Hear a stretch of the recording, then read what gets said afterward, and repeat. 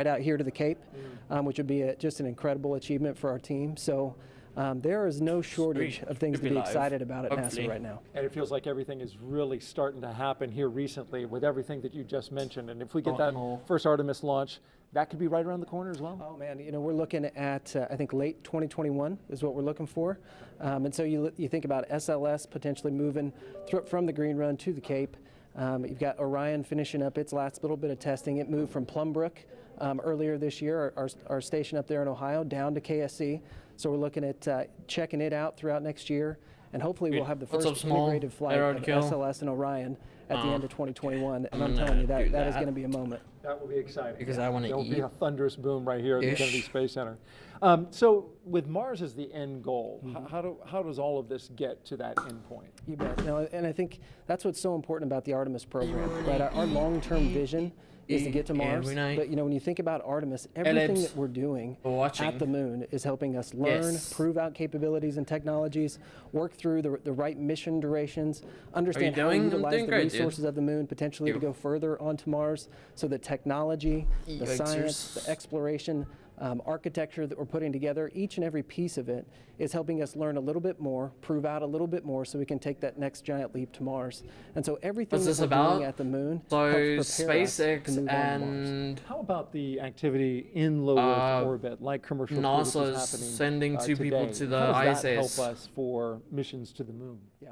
I like this stuff. Right, and you're taking what you've learned and you're moving it this forward to the next mission. But I think it's really about the business case. If you think about what commercial crew is, it's NASA moving from owning and operating hardware to buying and service. Right, and if you remember just a few weeks ago, man, we awarded 3 contracts on the human landing system to commercial companies. Are these people dumb? And so we're hoping If one of them have corona and they make the air toxic? No, dude. Won't happen. So actually enabling the commercial market to go from low Earth orbit all the way out to lunar orbit. And so commercial crew is a great proving ground for that. And if you guys don't like it, then you prove can out that just, business I don't case, care. build those partnerships, and then we get a feed forward to I the just moon. thought I would stream it. It means a lot. This means a lot as we move out. And it's really exciting when you talk about the commercial crew, the commercial aspect going to the moon and those partners. They're going to be studying those landers to see if they are viable for NASA. Yeah, working through a tremendous process of with the commercial providers and NASA engineers going through initial designs right now, looking at the capabilities that they've proposed, and then trying to make decisions on which landing system goes early in 2024. I'm going to disappear for a couple of which minutes. landing systems are better prepared for sustainability out in the later 20s. And so that's just joking. An ongoing process throughout this year and moving into next. So it's going to be really exciting to kind of see what comes out as, hey, this is the lander that's going to take the first woman and the next man to the moon in 2024. Right, so different than the time of Apollo when we went to the moon, and that program ultimately came to an end. The Imagine I done 100 grand, what would you do? Try to create some sustainability. Talk about that. And sustainability. All that I can do is say can thank you and if you have reusability, happy, I guess. Right, and be thankful. That's what we're seeing with commercial crew for sure. But whenever you think about our human landing system, no worry, you're we'll continue watching. Anything to distract me from thinking too much about my current situation. What's wrong, dude? Yeah, if it's private, then don't share anything about it, but if we can help you, then tell me what's up. An architecture that is going to enable Happy to help reusability you. at the moon. Apollo never had that. And so whenever you think about driving down cost and increasing access, reusability, sustainability are critical. So you get to see everything from a very high level at NASA. What's it like for you personally, I'm curious, to be here at the Kennedy Space Center to watch a launch and to just see this amazing facility where all of this activity happens? Yeah, I think sometimes people think since I work at NASA, I'm around this stuff all the time. I'm not, right? I don't get to come down here nearly as often as I'd like. So it's just as exciting for me as it is for anybody else in this room. When you think about all the hard work that our team has put in to get us to this day, to actually come down and be a part of it with them, is it's just overwhelming and incredible. So we're just a little bit excited. All right. Back in Saudi, to go home in South Africa. Don't worry, dude, we'll be soon. Enjoy the launch. Most of the airports are going to open up soon. Get that one off. We're going to toss this back Although now cargo to places has Hopper opened up, but we're figuring out something about SpaceX's Lars Blackmore or to like discuss normal SpaceX's future transport. ambitions to visit Base the cam, moon I'm just and eating my Mars. love. thanks for joining us again today for a second Got myself round. some chicken licken. Could you tell us just a little bit about your Literally, background? I have not eaten eaten chicken licken in at SpaceX. Yeah, well, I'm in charge of entry and landing long time. for Starship, which is SpaceX's next Go back rocket to school on after Monday? Falcon 9. Really? And before that, I worked for many years on the same thing. On Monday? For Falcon. Goodness gracious, so dude. hopefully Good luck. today you'll see another one of those. Hey landings Paradox, on a drone what ship. you what are you eating? And speaking of that, what Chicken role does licken, Maverick. reusability play in getting people to the moon and Mars in the future? Well, it's really all about making human space flight affordable. And what you want for that is a 100% reusable rocket. Now, Falcon is only partially reusable, but Starship is going to be 100% reusable. And we've actually already started working with NASA on using Starship. The funny thing is, right, I don't care how long it takes for them to launch a bloody rocket, Not only but that, Starship it's just will be so damn refuelable interesting. on orbit. And the combination of those two things, the will fact let us that send people basically now they're anywhere in the launching solar humans. system If it was just with another no rocket, delay then I wouldn't for stream less because it's money. not interesting. And I think people But since really it's been humans they're concentrating. launching up I to think the for the ISS, first that's time, we flipping can cool. seriously talk about things I like haven't had chicken licken in like 10 years. Dude, the last time I had chicken licken was self-sustaining I civilization think the on start Mars. of this year when So what we you're did saying is I will have an when we moved opportunity offices. to get on board one of those spaceships. I very much hope so. And then So speaking just of before that, reusability I haven't and eaten chicken licken like in 3 or I 4 know you years, mentioned literally. Starship will be refuelable in orbit, but Falcon does come back and land back on Earth. What are the challenges with actually landing on the moon? Grade and 7 man, landing on and I'm a 14. planet like Should be in Mars? grade 8. Yeah, well, Yikes, dude. You can't land like a plane because the moon and the Mars either have no atmosphere or have a very thin atmosphere. And even if you could, there's no runway that someone's built for you. So that's one of the reasons that we Bro, do what country are you in? landing on Falcon, because we want to figure out how to Roadkill. landing that Yeah, he's in South fundamental Africa. architecture Most works schools are on opening, basically any but only planet. for If you grade have no atmosphere like the moon, you do a propulsive 7s landing burn and away. 12s. If you have a thick atmosphere like Earth, you let the atmosphere slow you down as you float down, then do a short landing burn at the end. And for Mars, which has an atmosphere but a very thin one, you do something in between the two. Wow, yeah, that sounds really difficult, and I'm sure there's been a lot of effort put into Haven't had any that. junk food in 2 months. Can you tell us anything like a about dinosaur cube? what we're working Dude, I'm fat on now. to get us to a I'm point straight where up we fucking can ducked. do a landing like that in such a But it's harsh fine. environment?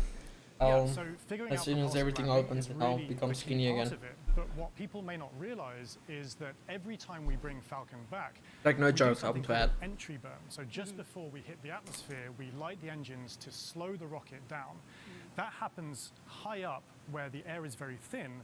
And it just so happens that the conditions there are very similar to what a Mars landing burn would look like. So even though it takes months to get to Mars, and you can only do it every 2 years. Hey Vannon, is this happening right now? We effectively South get to Africa? And practice Mars propulsive I've been crossed this landing by accident. every Yes, it is time indeed we happening bring right now. Falcon back, including There's later literally today. Wow. 750,000 And people as waiting. You mentioned, every time we bring Falcon back, we learn something new. Can you tell us a little bit more about what we learn after the vehicle has returned and we're able to? I don't know, check out if it was possible, I would So, stream this every day. Jessica actually mentioned this earlier, that Rather than you know, I game. talked about how I don't know, I like these cost kind of stuff. is really one benefit of reusability, but reliability is the other benefit. I mean, imagine that you do all this planning to send a rocket up through the rigors of launch and re-entry, but you don't get to see the rocket afterwards. I'm gonna continue with on installing. That's what I do. With reusability, what we've been able Finishing to do next year. with Falcon 9 is see the rocket, inspect it, and because of that, we've been able to correlate our models Truly. to what actually happens. Someone send me when chicken you licken in launch, the meantime. I re-enter, can't. and land the rocket. Because Right, my instead city's of closing just in like 5 guessing minutes. What happened to the Exactly. vehicle after it's left? Exactly. That is amazing. Well, thank you again Let's for do joining extra us comfy. I today know, for dude. our second round. Hopefully the weather works with us today in a couple hours, actually. Let's throw it back to KSC with Marie. Apparently Donald Trump is supposed to be. Probably not. All I right, don't know. actually we have Lauren here. Now today's mission opens up the door to one day allowing the general public So to this be is a able to VR visit game? places How? like the moon It would be and cool, Mars. pretty actually. And as you've heard through several interviews today, reusability is a really, really important part of that. Imagine if every time you flew a plane from LA to New York, you threw it away at the end of the flight. That would mean essentially airline travel would be too expensive, costing hundreds of millions of dollars a flight, and almost no one would be able to fly. And so that's what SpaceX is trying to do here with reuse, allowing not just a handful of people to be able to go to space, but tens of thousands and hundreds of thousands of regular folks like you and me to be able to go to space. So, myself, when people like me have a chance to go, I know my dream is to land on Jupiter's moon, Europa. Scientists believe that there is a liquid water ocean underneath the ice and that it has the potential to be habitable. And so I'm super excited to get up close and personal to maybe some space fish. I know that's true, dude, but they're going to the ISS, not to the moon or somewhere. Interesting destination. It'd be cool, but they're not. I think I would like to go to Mars. We've studied Mars so much and looked at it, and I think maybe having a Martian base is dog friendly.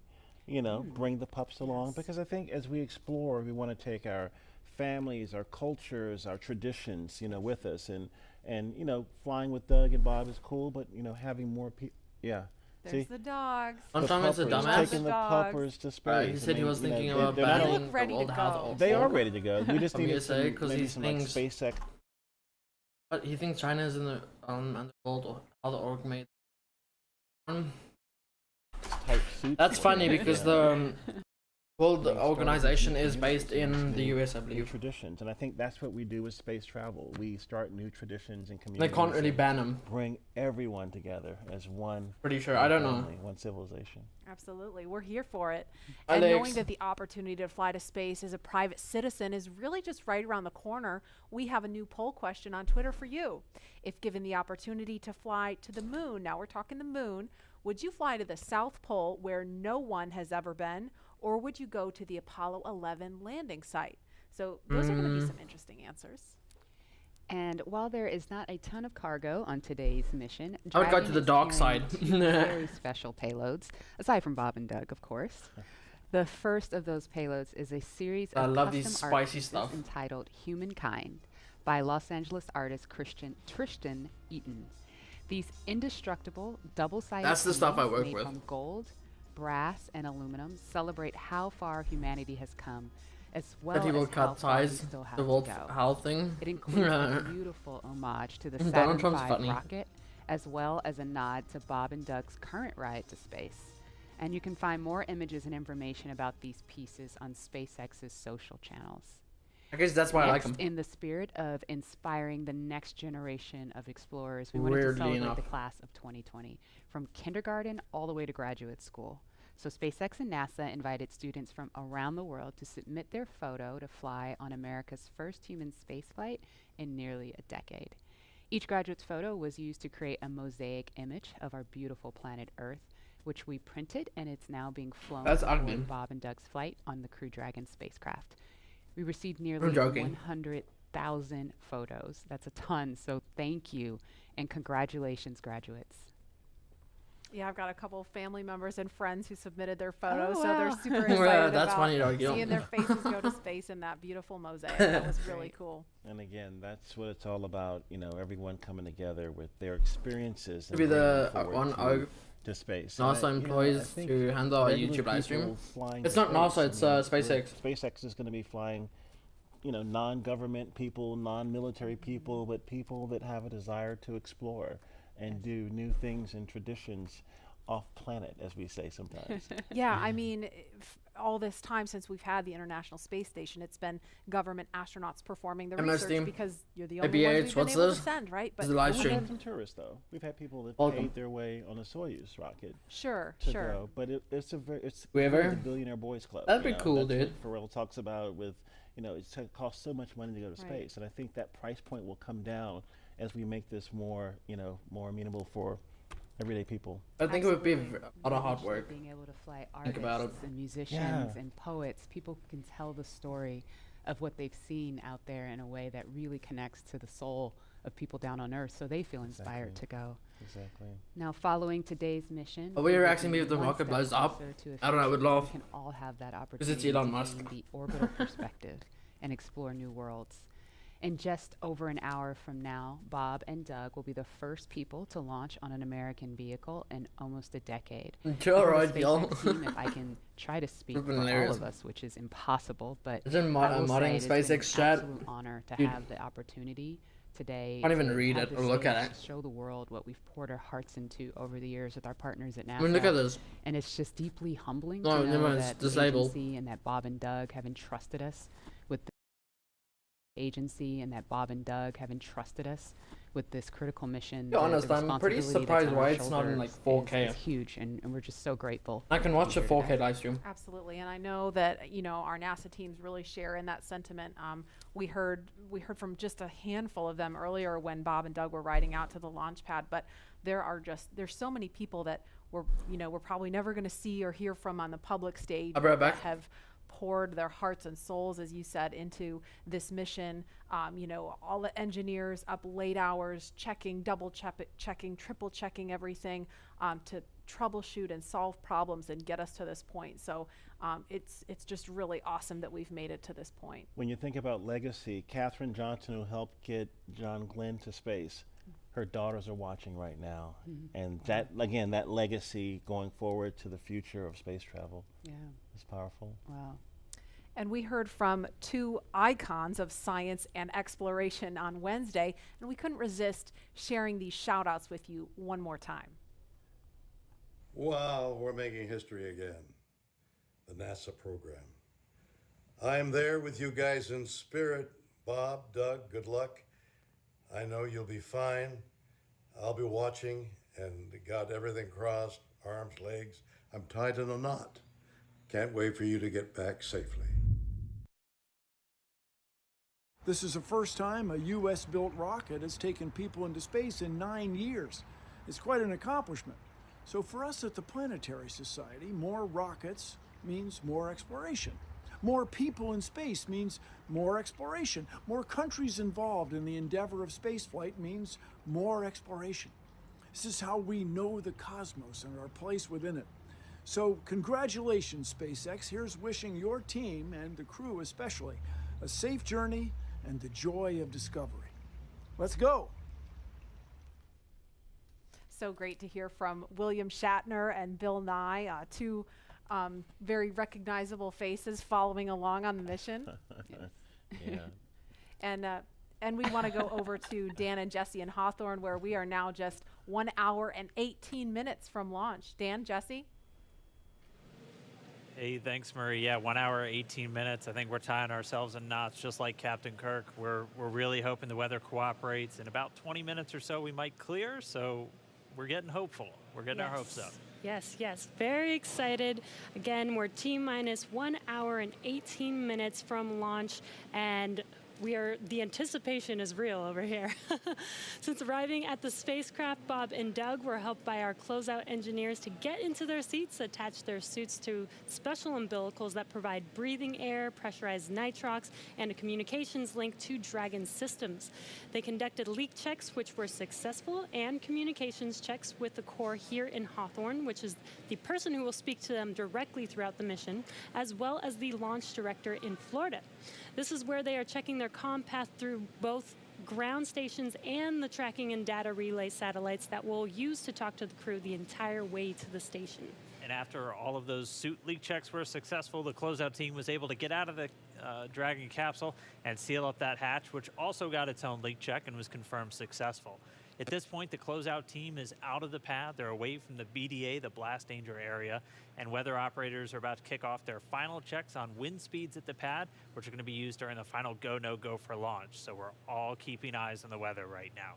Before we get to that final go, no go, all the various teams at both NASA and SpaceX are going to do internal go polls, just making sure conditions are right with Falcon 9, the Dragon, the crew, the range, and the space station before the final go is given. So let's check back in with the man over in Houston, Gary, for a status and the team supporting the space station for their readiness for launch. Thanks, Dan. The team here in Mission Control Houston remains go for launch. We're also very hopeful about that weather. All systems on board the station that are required to be healthy for this mission are continuing to look good. Chris Cassidy is wrapping up his workday and will be watching Bob and Doug launch here in just under an hour. So station power and communication systems are normal. Computers and networks used for monitoring Dragon's approach have been checked out, and the cabins and the station cabin's atmosphere and pressure are as expected and ready to welcome 2 new crew members aboard. Mission Control will be closely monitoring Bob and Doug's flight and checking off milestones for most of the flight, and this very same team will be coming back tomorrow to be ready when Dragon gets in range of the International Space Station and we begin integrated operations and prepare for Dragon's docking. So I'll send it back. International Space Station team here is ready for launch. Go Falcon 9, go Dragon, and Godspeed to Bob and Doug. All right, thanks, Gary. If you are just now joining us, you picked a really good time. We're just a little over an hour to launch. And welcome to our coverage for the mission known as Demonstration Mission 2 or Demo 2. I'm sorry, I'm back, guys. Liftoff time still holding for 3:22 p.m. Eastern. We're tracking no issues with Falcon 9 or Dragon. Everything good with the range so far. We're just really keeping an eye on that weather. Over the last 3 hours, our crew members, Doug Hurley and Bob Behnken, donned their SpaceX suits in the historic crew quarters suit-up room. After that, they walked out of crew quarters just as every astronaut who flies in space in this port has done since Apollo 7. Oh, that's and then they were transported over to the pad where the crew members entered the science guy spacecraft that we're looking in live.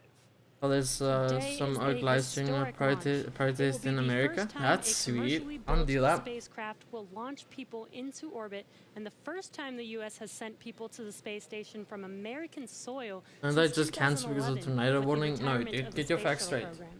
Before you say that kind of stuff, you can clearly see that he's still busy. Have Bob and Doug arm the launch escape system. We can ask a favor for like 10 seconds.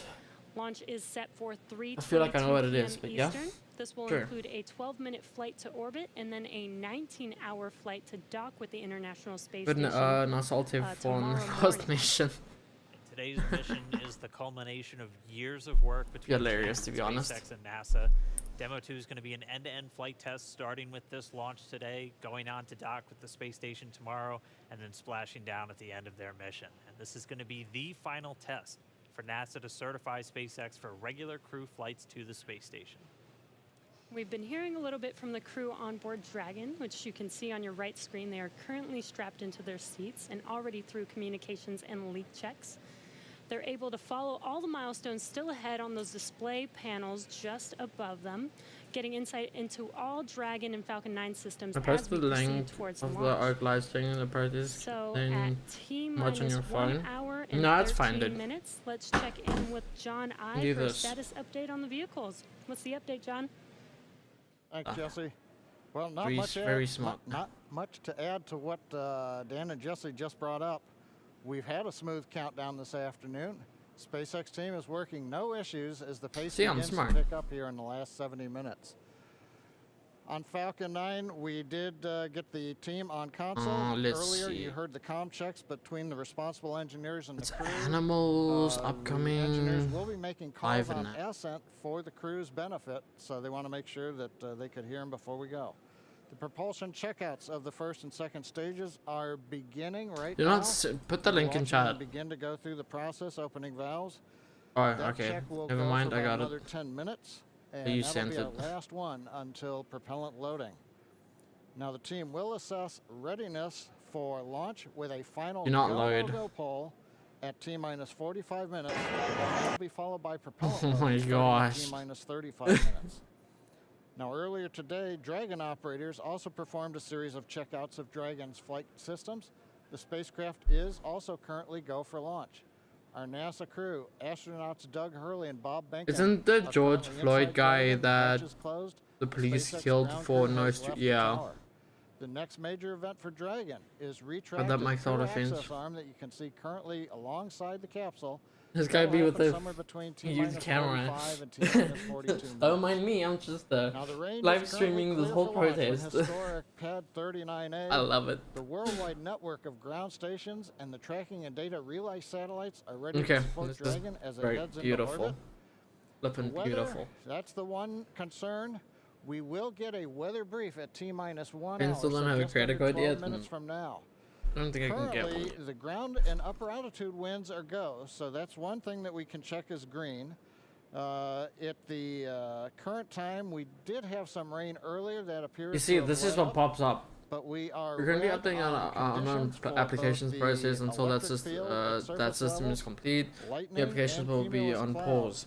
Please refer on the official Fortnite status or Epic Games social channels for the latest status or support creator applications. We apologize for your delay of those conditions. on the application. So everything is focusing now on the weather brief at T-minus 1 hours.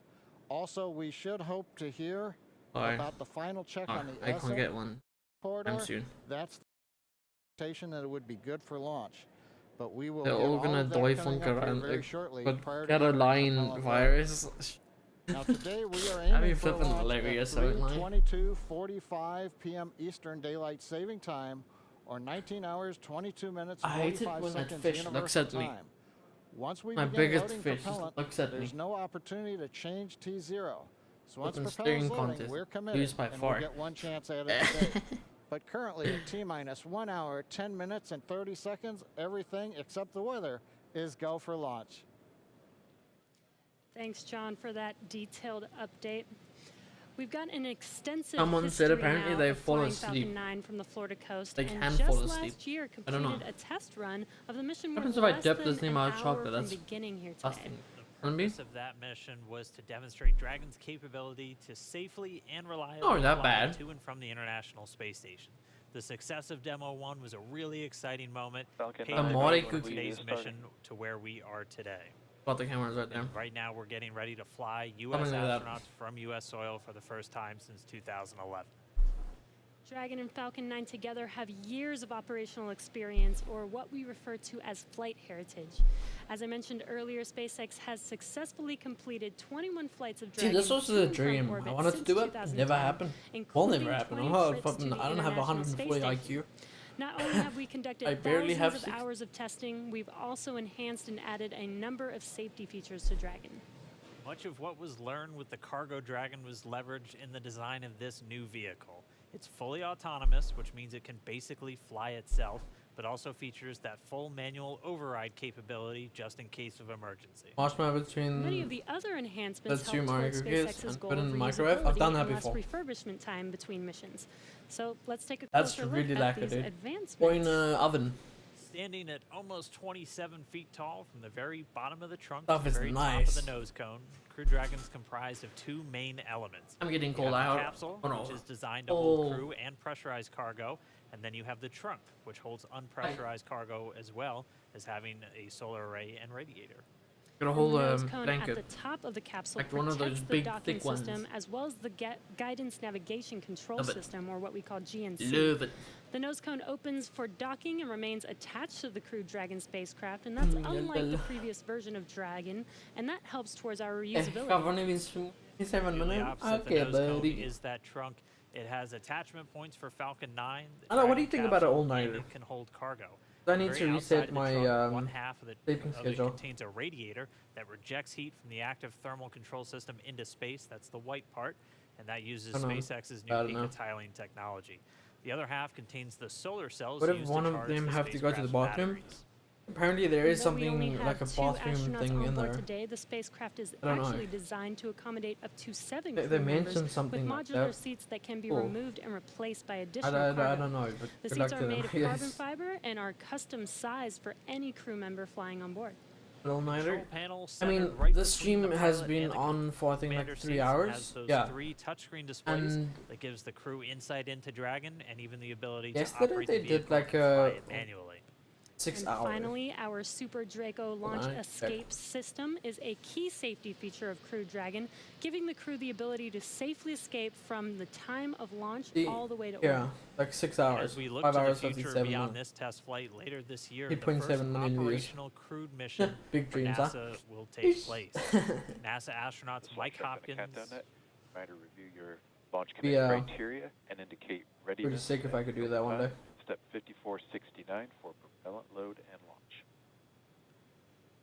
That's a good sign. That was the launch director. We're getting ready to pull the teams as we move towards that go, no go for I should have put it on ultra low latency. about 45 minutes before launch. But back to our Crew 1 mission, NASA astronauts Mike Hopkins, Victor Glover, and Shanna Walker, and Suichi Noguchi of the Japan Aerospace Exploration Agency, or JAXA, were chosen to support this mission. Again, it's called Crew 1. But today, Doug Hurley is the spacecraft commander for this mission. He previously flew on 2 space shuttle missions as the pilot on STS-127 and STS-135, which was the final space shuttle flight. Here's a closer look at Doug Hurley. Oh my gosh, this Doug, you know. Excited? Very excited. Yeah, very excited. You feel ready? Feel pumped? Oh, wow, yeah, so then Mike New doesn't work. I think we're certainly ready. Joining the SpaceX Demo 2 test.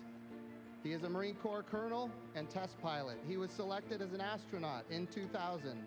He piloted Space Shuttle Endeavour and Atlantis for STS-135, the final space shuttle mission. Introducing NASA astronaut Doug Hurley.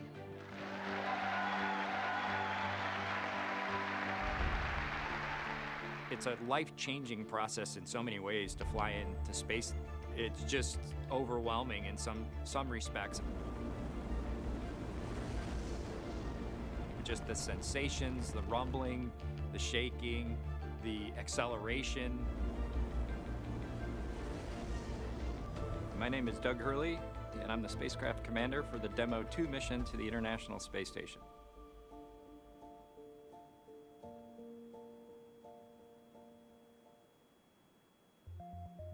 This will be the first time the Dragon had a crew on board, and so there's a myriad of objectives we want to achieve for this mission.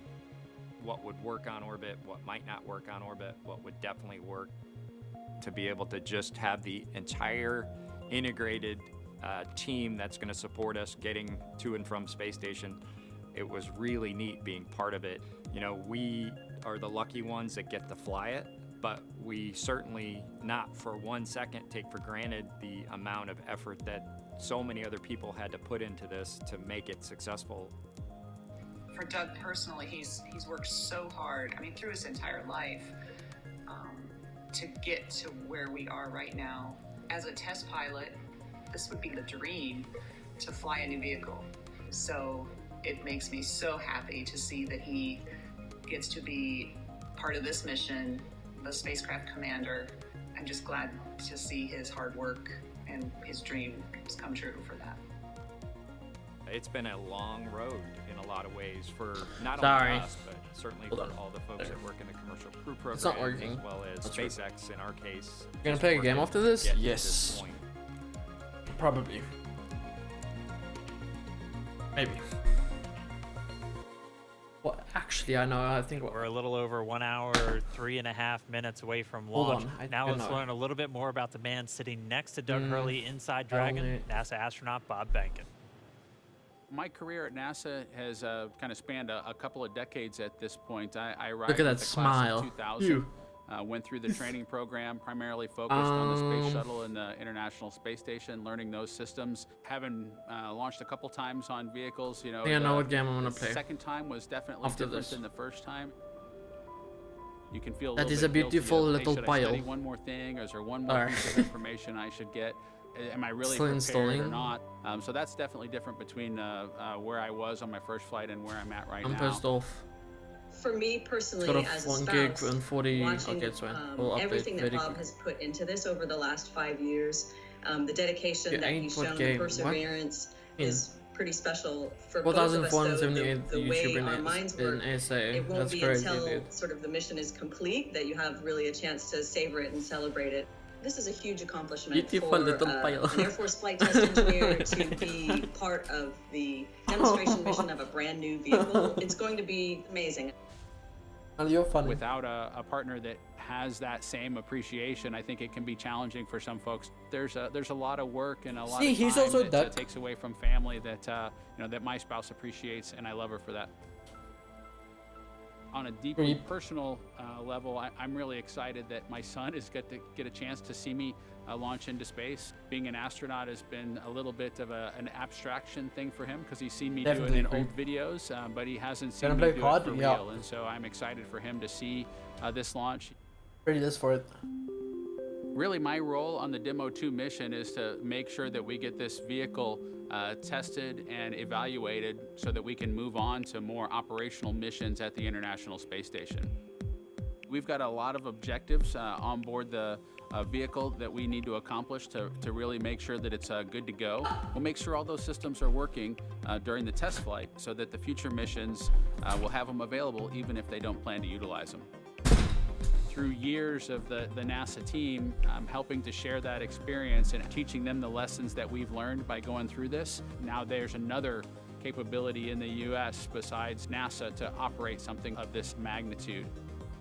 I want to thank the entire commercial crew program team that's worked together to get to this point where we've got vehicles on the launch pad ready to head to the International Space Station.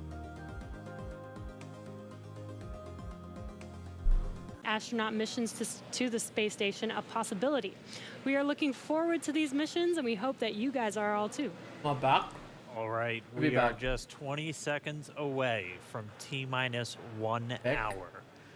This is going to be a really big moment that everyone's going to want to listen to. We're expecting a weather update, obviously hoping that the weather is improving, and so we should find out in the next 10 seconds or so. So we're going to stand by for a moment and wait for the Corps to give Bob and Doug a call. Yeah, that's just the problem I have with this PC. I can't download something when I'm streaming. You are go for section 6. When ready, report go for launch. We'll put it in work. See, now it's skipping frames again. Oh, this is annoying. Just checking the live stream myself. And that right there was a call for the crew to refer to some of their procedures. They do some final checks. You can see them checking harnesses, checking helmets, just making sure that they're strapped in and ready to go. And once they're done with that, the crew will report their readiness for launch.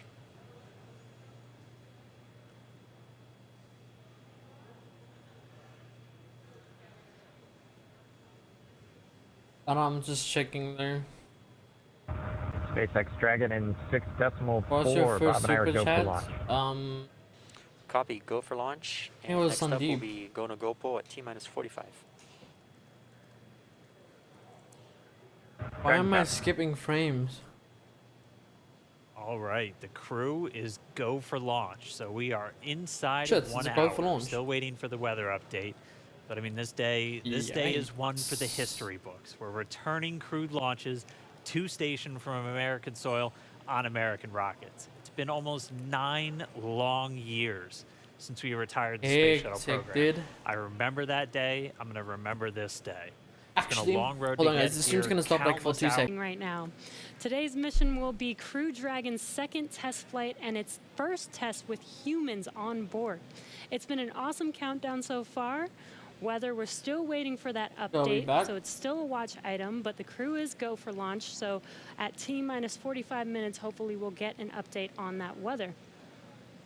Off for a bit, I'm gonna resume my PC. We've had a really clean countdown so far. It started with Suit Up just over 3 hours ago. The SpaceX team helping Bob and Doug put on their suits, conducting initial checkouts, including an initial pressure and leak check before they got to the actual walkout. And all of that done in that operations and checkout facility. The crew walkout was where Bob and Doug gave their final goodbyes to friends and family gathered outside the operations and checkout Why is it building so before bad they began that quality? roughly 20-minute Oh ride my to Pad God. 39A. Really touching moment. I'm saying in goodbye to phone their bin? family. Oh, you're on your their- phone. Is that what you're their saying? Wives and sons right in front of them. Yeah, very touching moment. It's incredible to be able to watch these moments. And as they got into their Teslas, we got to watch them ride all the way What to does the he pad. And what we does got some great footage She there. can't even speak. You say As it you can so see weird. on your screen, this is Teslas. some playback from Teslas. earlier of them getting into those Teslas, about to Teslas. make that drive down to I love the it. pad. I'm gonna close this. And once they got to the pad, they did take a minute to take in the sights. and they headed up the fixed service structure to begin the process called crew ingress, where Bob and Doug entered. And there you can see on your screen as they're coming through the crew access arm, entering the white room right before they are able to ingress into the vehicle Soviet Wumble that he's funny. Again, this was from earlier. I'm not going to do that now. From earlier, and as we said, that white room, the last place on planet Earth they're standing before they climb into Dragon for the ride uphill. SpaceX carrying over a tradition that NASA had. It must feel so cool. Traditionally, the room from Gemini, Apollo, and the space shuttle, that last place. About 30 minutes ago, we're back with some live video here. The team was able to close Dragon's hatch with Bob and Doug safe inside. So we are under an hour ago. Things are going to pick up as we get close to that go, no go to begin propellant loading and then arming the launch escape system. You see, Wednesday when they did the propellant loading, that's when they stopped. At T-minus 60 minutes, and the Dragon pull for prop load is coming up here in just about 30 seconds at T-minus 55 minutes. And then following that will be T-minus 45 minutes will be the internal mission control Hawthorne pull, and then the launch director's pull for propellant loading. When we get to about T-minus 40 minutes, the crew access arm will retract, and Bob and Doug will get the call to close their visors and arm the launch escape system. This is the automated system in place that can fire the 8 Super Draco thrusters on Dragon to quickly separate the crew from the rocket, either on the pad or during the flight on the ride uphill. And then once we reach T-minus 35 minutes, propellant loading for the Falcon 9 will begin. We got there on Wednesday. We got all the way down to about 17 minutes before launch before we had to cancel because of weather. But we're optimistic right now. Conditions have been improving. So we're looking to press ahead once again into loading fuel onto that Falcon 9 rocket. Throughout the countdown, we've been getting some incredible views of the astronauts inside Dragon, just making all of their final preparations. Some close-up views of their suits and on the displays as they just are strapped in and ready for launch.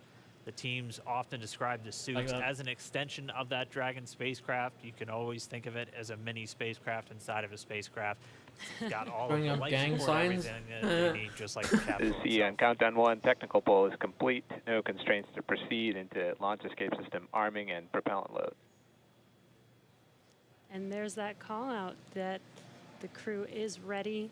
They are ready to load prop onto Dragon. So we are. Why do they have to follow like towards T0?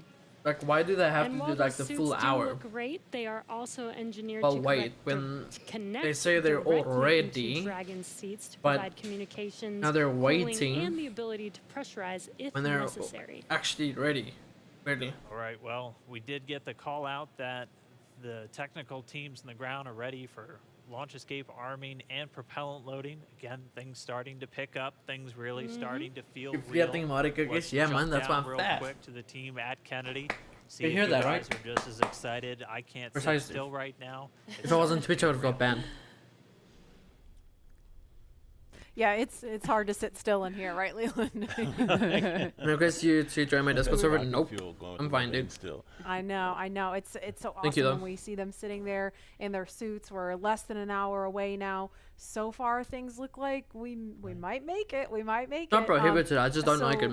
I want to. There's no point of joining your server. The first time you put on a spacesuit when you knew you were going to space. Oh, that was February of 2008. We were in the ONC building, getting the pumpkin suits on. A little bit different than the SpaceX fly SpaceX suits, but it was kind of surreal, you know. And to think that all of these, it took 10 years of training. I don't know if they invented some new shit. From when I got in the Corps in 1998, in hot chocolate. Flying in February of 2008. There it is. So it was a long road to get there, but it was so worth it and so sweet. And you know, learning how to use the green apple, the connections for oxygen, for cooling. I'm a really picky person when it comes to and so it's a lot more complicated to go through that whole series of things that you have to do to make sure you're safe in the suit. But we've evolved, we're ready, and they look so cool. Well, I'm just weird, like always. In their suits and in the vehicle, they're focusing and getting ready to fly in space. And there's so much excitement around the center. I know, Leland, you've been getting some messages. You got another message from another astronaut. Yeah, Sunny Williams. Okay, so Sunny, She's Lauren, kind of the best. She's Sunny she's a commercial crew also. She was one of the original cadre. She was one of the original 4 who trained with Bob and Doug from the beginning of the commercial crew program. And she's one of my classmates. Look at her there. What is she wearing? She is. Hey, the Sunny. meatball. I forgive you, Sunny. No, she had the worm on Why did he Wednesday, say it like that? So she wore the meatball today. So She's it's the best. But now she can wear the worm ball, I guess. Yes. The worm ball, yeah, she can mix it up. But yeah, Sunny's awesome. She's training to fly on the Boeing Starliner in the not too distant future. So really glad she's watching and showing some love. So thanks a lot, Sunny, for sending that note. And again, we're looking at a live view of the Crew Dragon on top of a Falcon 9 rocket. You can see the crew access arm to the right of your screen. That's the hallway that Bob and Doug walked down to get into the White Room, which was the last place we saw them standing up before they climbed inside Dragon.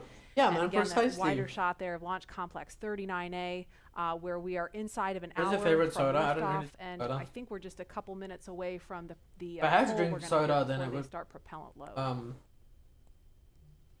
I'm I like that. Again, a 2-stage rocket there. And gosh, you guys, the weather looks not that bad. I mean, obviously that is not an official this is a forecast, water. but it doesn't look quite as bad as it did Wednesday. We've got a little bit Thirsty better odds. water. So That's what it's called. there's the countdown Literally. clock.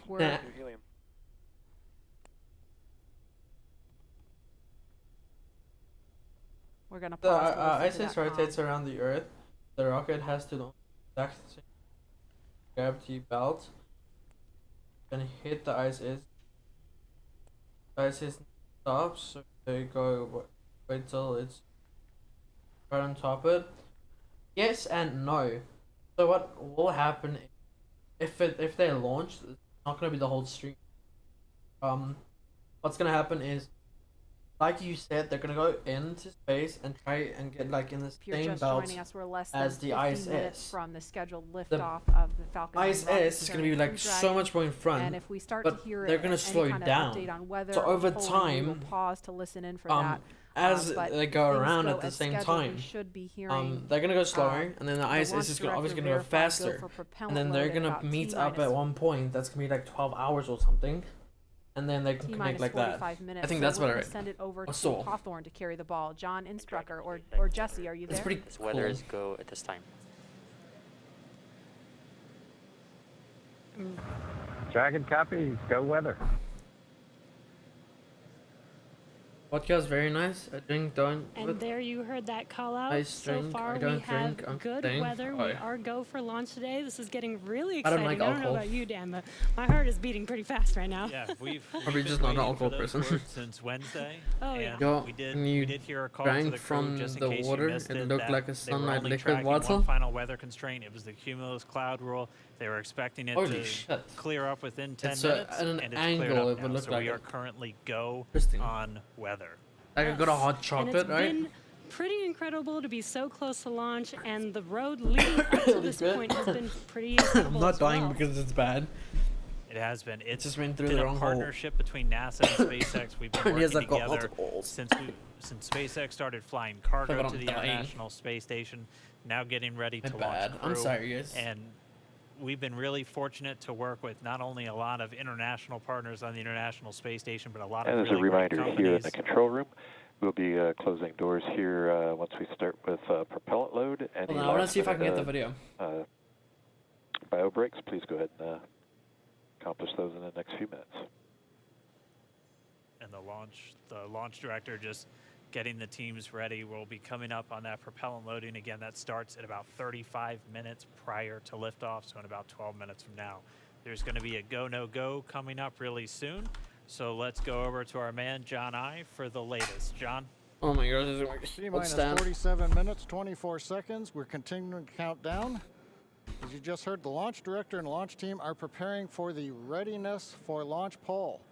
Now, the launch director is currently checking with Dragon mission director and NASA launch manager for their readiness.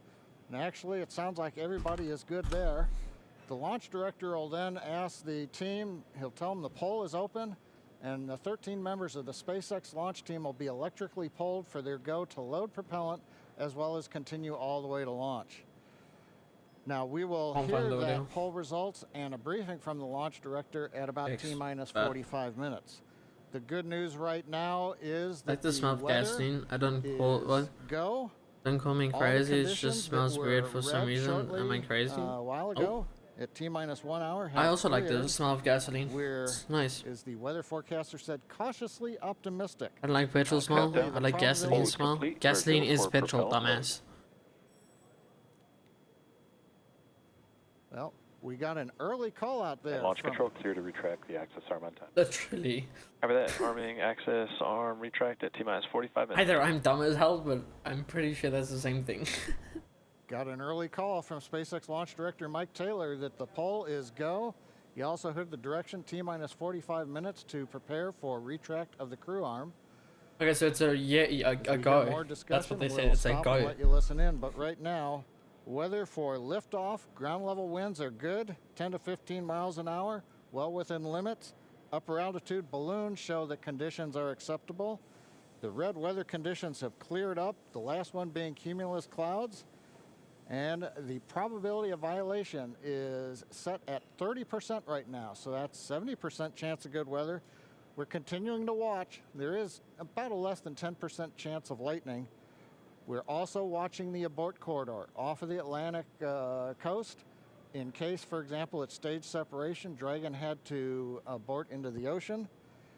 The conditions there are acceptable. There has not been lightning lately. The weather, winds are good, light rain. Was it light? NASA is going to continue to watch those conditions. Feels bad, man. T-minus 45 minutes and counting. Reminder on hold and launch escape protocol. For non-urgent no-go conditions, brief the CE or LD, and they will approve aborting launch auto sequence and proceed to launch abort. For urgent issues affecting the safety of the operation, operators shall call hold on the countdown net. Launch control will immediately abort the launch auto sequence and proceed to the launch abort auto sequence. Operators shall also advise launch director whether structural break or fire is imminent or occurring per Dragon manual escape flight rules.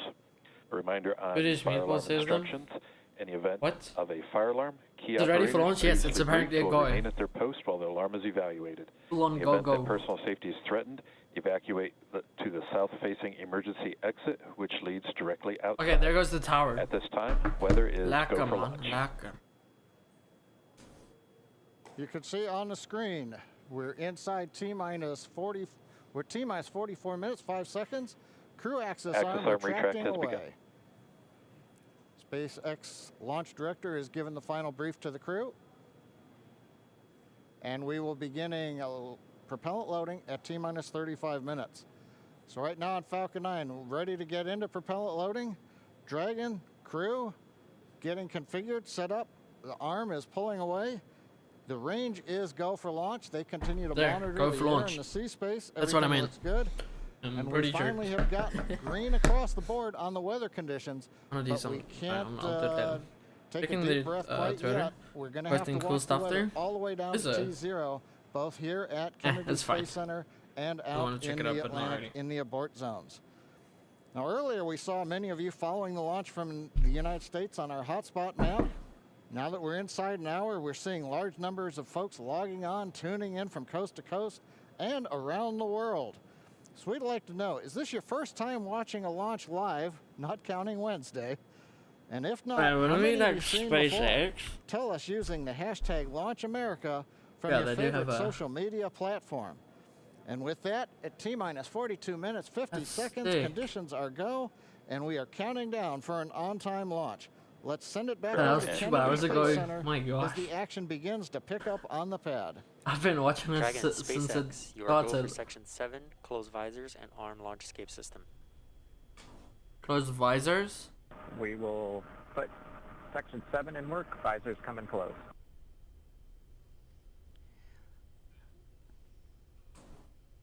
All right, the countdown they look clock weird, is continuing to tick. My heart is continuing to beat 5 million beats a second, and we are getting so close. Dragon in 7.2, visors are closed. We're arming launch escape system. Copy. As you just heard, the crew is arming the launch escape system. That is one of the absolute last big milestones Apparently it's like really comfy. Other than nominal Falcon operations.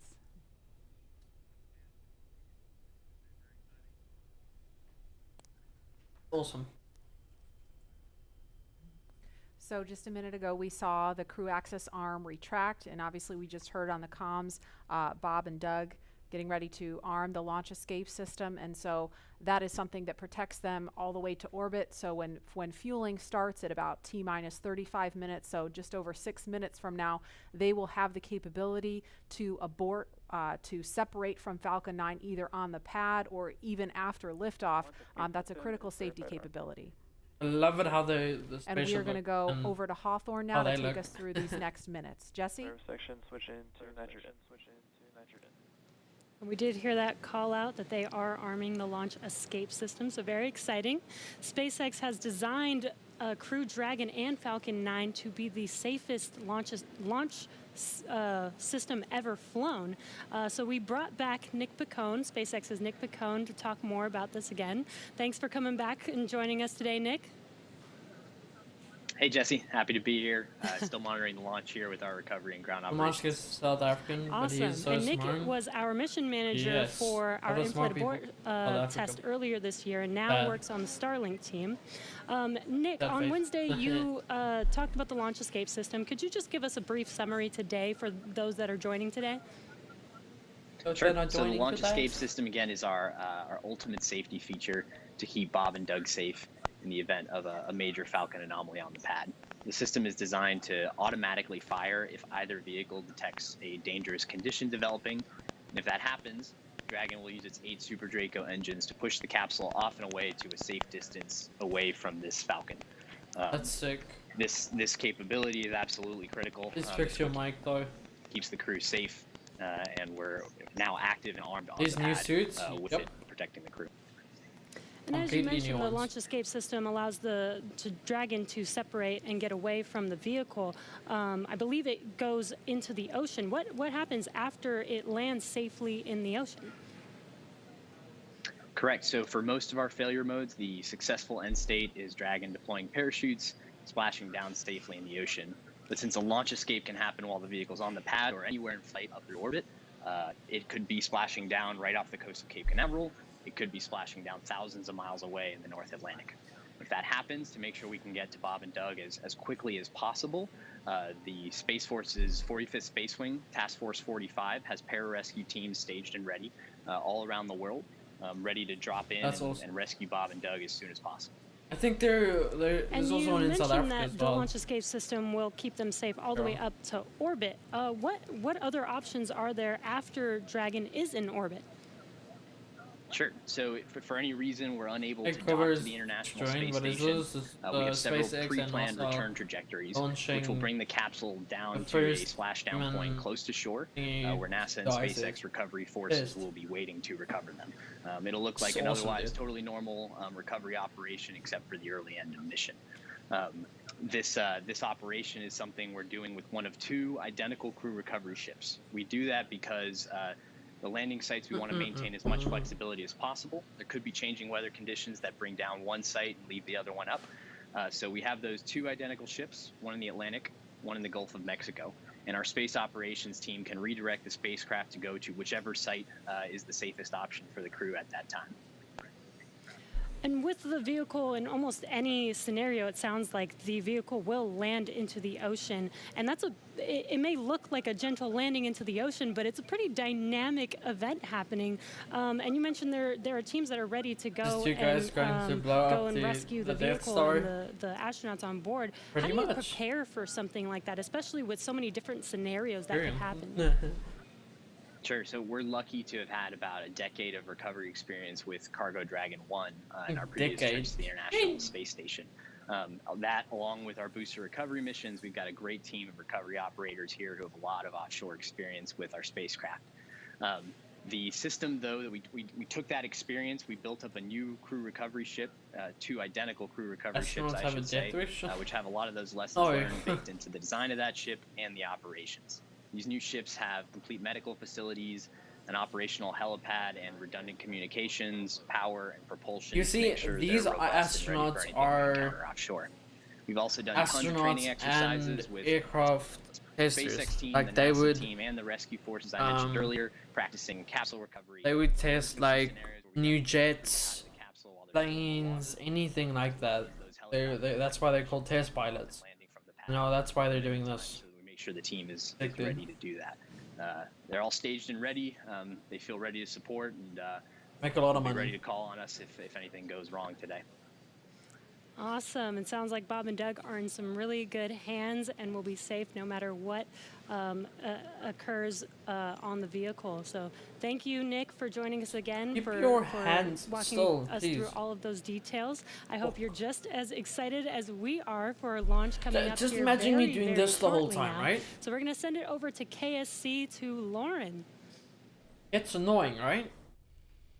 Thank you, Jesse. So as you just heard, fueling is about to begin at T-minus 35 minutes. We are about well, it's getting annoying for me right 50 seconds away from that.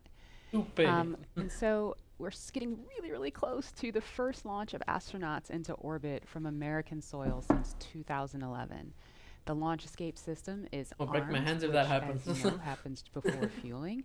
And Dragon propellant load, that's the propellants that are inside of the Dragon capsule, not the rocket. Prop load for Dragon took place weeks ago, just a few miles down the road in what we call Dragonland. And those propellants, they are MMH, or monomethyl hydrazine, which is the fuel that we use. It's hypergolic fuel. And NTO, or nitrogen tetraoxide, that's the oxidizer. Those two come together and they ignite in space to propel the vehicle. You don't need that TTEB or a third thing to ignite because hypergolic propellants don't require it. You just need the fuel and the oxidizer. And as you just heard, propellant load has started on Falcon 9, and that's awesome. All right, so that that bipropellant system feeds all of the engines on Dragon. So Dragon has 12 service section engines in each. So there's 3 in each quad, 3, 3, 3, and 3. Those are used for on-orbit maneuvering for Dragon. There's also 4 additional Dracos that are underneath the nose cone for large Delta V maneuvers that the vehicle will perform. But the engines that Nick Pacone was talking about earlier are Super Draco engines. We have Super Draco engines. Quad vehicle, so 8 total. And those are bigger engines with a high-flow propellant system, and those are what lift Dragon off of Falcon 9 in the unlikely event of emergency that requires us to get off of Dragon, off of Falcon. Now, you probably remember, let's see, Mercury, Apollo, Soyuz, they have that big pointy tower on top. That's the launch escape system for those vehicles. It's actually just another rocket on top of the spaceship that lifts the vehicle off.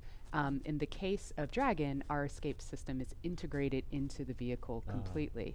And so that's just better from one less thing you have to jettison every single flight. But it also allows us to have escape capability from the pad before T0 all the way through to orbit. And so even if the very last minute, if we needed to get off of stage 2 while we're in space, we could actually escape to orbit. So yeah, that's the escape system for little baby Dragon here. Thanks, Lauren, and thanks for walking us through that, because I think it's really important that people understand that critical safety capability, and that's the whole point when we hear that launch escape system is armed. What that means is that in an instant, they can separate from Falcon 9, shoot up into the air, and they can splash down safely in the Atlantic Ocean under Dragon's parachutes. And it was designed to do that. So now that fueling is underway, it's been going on for about 2 minutes now. So they have that safety capability ready to go on standby in an instant if they need it. And so we want to go over to Hawthorne now for an operational update from John Innsbrucker. John? Fuel and stage 2 fuel, all flow rates tracking nominally.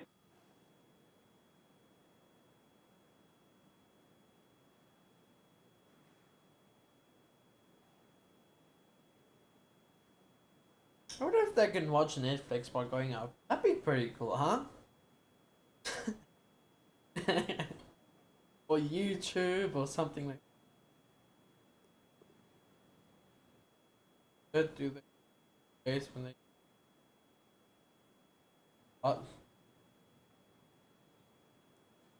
We're at T-minus 32 minutes, counting down. These final minutes, everything's still looking good for Falcon 9 and Dragon for an on-time launch.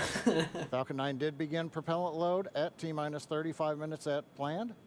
Now on the Falcon 9, we use a fuel and oxidizer as the propellants that power it. The fuel is commonly known as RP1. That's rocket propellant grade 1 kerosene. The oxidizer is densified liquid oxygen, also called LOX. Densified means it is kept much colder than typical for launch vehicles. This allows for more oxidizer to be loaded into the first and second stages. Now with the fuel and oxidizer on hand, we need an ignition source to complete that fire triangle, as we call it. For this, Falcon 9 uses a fluid called T-Tub. It ignites in the presence of oxygen and gives off a green-colored flame. Now it's hard to see on the first stage ignition due to the water that'll be spraying on the pad, but you might just see the green flare as the second stage engine ignites following stage separation over 2.5 minutes into flight. Look, it's possible. Now, currently, first stage fuel tank is about 10% full. The first stage, as a reminder, as you look on the left side of your screens, the first stage is the long white cylinder at the bottom, topped off by the black cylinder. So over 2/3 of the rocket is that first stage. I just realized something. I'm gonna pause it for a sec. Okay, look on the guy on the right. He's just more like spread out, like it's more out, right? And then you look at the guy on the left. From this to fucking that. Look, okay, like from that normal to that. How is that possible? Is going to begin on second stage at T-minus 16 minutes 30 seconds. Liquid oxygen loading will continue on both stages all the way down to the last few minutes of the count. We're also loading helium into pressure vessels on the stages. That's used to pressurize tanks in flight as the propellant is pulled out by the strong Merlin turbo pump. Reach the station mortal On combat board fight the Dragon pretty spacecraft, much. astronauts are monitoring systems while the propellant is loaded into Falcon 9. While we mentioned we had trained them with sounds that we had recorded on board. They've been through most of a propellant load, and they are now experiencing those sounds and vibrations. Stage 1, grab helium load started. Drinking my sunlight liquid. They are liquid. go to support launch. Weather, the last of the red conditions cleared up about 15 minutes ago. Everything is marginal but acceptable on the weather. We'll continue to watch all the way through the countdown. Now, as a reminder, today we are now into an instantaneous launch window now that we've begun propellant loading. So at this point, if we hear a hold for any reason, we'll have to stand down and target our backup launch opportunity tomorrow, May 31st. Thanks, John. For Demo 2, Bob and Doug's flight to station will take about 19 hours, and their journey is fairly similar to the trip our Cargo Dragon makes back and forth to the International Space Station, but with two noticeable differences, and that's docking and splashdown. As we await T-minus 0 in just under 29 minutes from now, the ground operations teams are doing a series of system checks. The first baby in space. Both ready for okay, dude. We're continuing to get live views inside That's the just the capsule of Bob and money-making Doug, situation. And you're now also looking in firing room 4 down there at the Cape. Once we hit T0 and a successful launch occurs, we will watch Falcon 9 and Dragon make their ascent until the Falcon 9 first and second stage it's going to go into orbit. And sends Dragon on its way to and it's going to get into the same belt as the mission operators will ISS. prepare Dragon for on-orbit operations. And they're going to slow it down. The vehicle will execute a series of burns that gradually raise its orbit to align more closely with the space station, as you can see. Oh, they're going to go faster. My bad. And just after putting Dragon into the same that did not orbital look plane right. as the station, the teams will get ready for Dragon's approach and docking maneuvers. The next Dragon will make its approach and actually dock with the space station. And this is a very different process from what we've seen with Dragon cargo deliveries in the past, which is a process called birthing. Birthing requires a spacecraft to approach the station and then stop so a crew member can maneuver the station's robotic arm to capture the spacecraft. Docking on this version of Dragon can be done autonomously with no crew on board the station. It's typically a faster process, both when arriving and leaving, but it does still require pinpoint accuracy to approach safely. Once captured, a spacecraft then gets attached to a common berthing mechanism, the same type of port that we use to connect modules on the station together. Oh, a little bit slower of a process, but the hatches are significantly larger than the docking ports, which makes them perfect for bringing up those really big cargo items. Dragon will spend up to 120 days docked before preparing to return home. Following successful completion of Dragon's test objectives and cargo loading operations, the crew will close the cabin, perform final system checks, and configure the vehicle for undocking. Once the automated undocking sequence is complete, Dragon will complete 2 departure burns using its Draco engines, pushing it away from the space station. Hilarious, dude. And next up on the trip, deorbit entry and landing, or splashdown, which is going to cover all the operations following that final departure maneuver.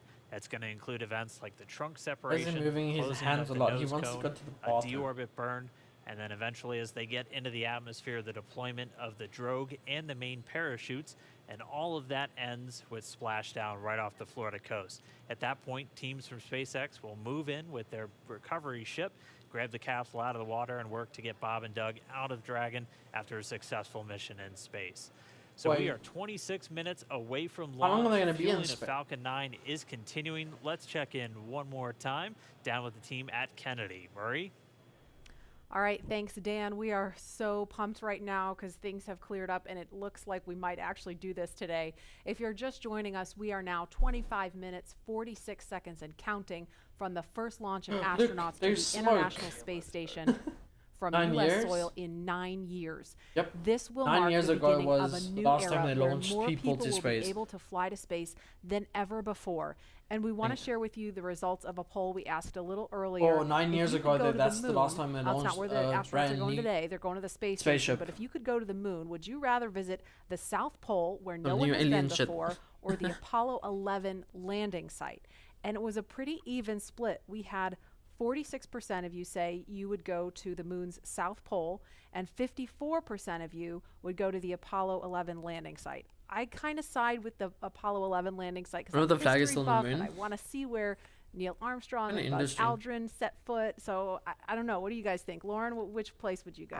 I'm with you on that one, and I would love to go see that flag there and those footsteps. Or if you're on hiding this stuff, they don't want people to know. It should still be there. Leland, how about you? I think I'm with both of you because it's just like, the meatball, the classic. Yeah. Going to the classic spot. This guy right here. Where all of it started. That's where all that inspiration came, even though he's I was an astronaut engineer, not seeing it. But besides that, that's history. And also astronaut. Maybe it wouldn't have to be one or the other. That's true. Exactly. Yeah. I mean, yeah, we're going to learn more from going where we've never been before. And so we need to go to the South Pole too.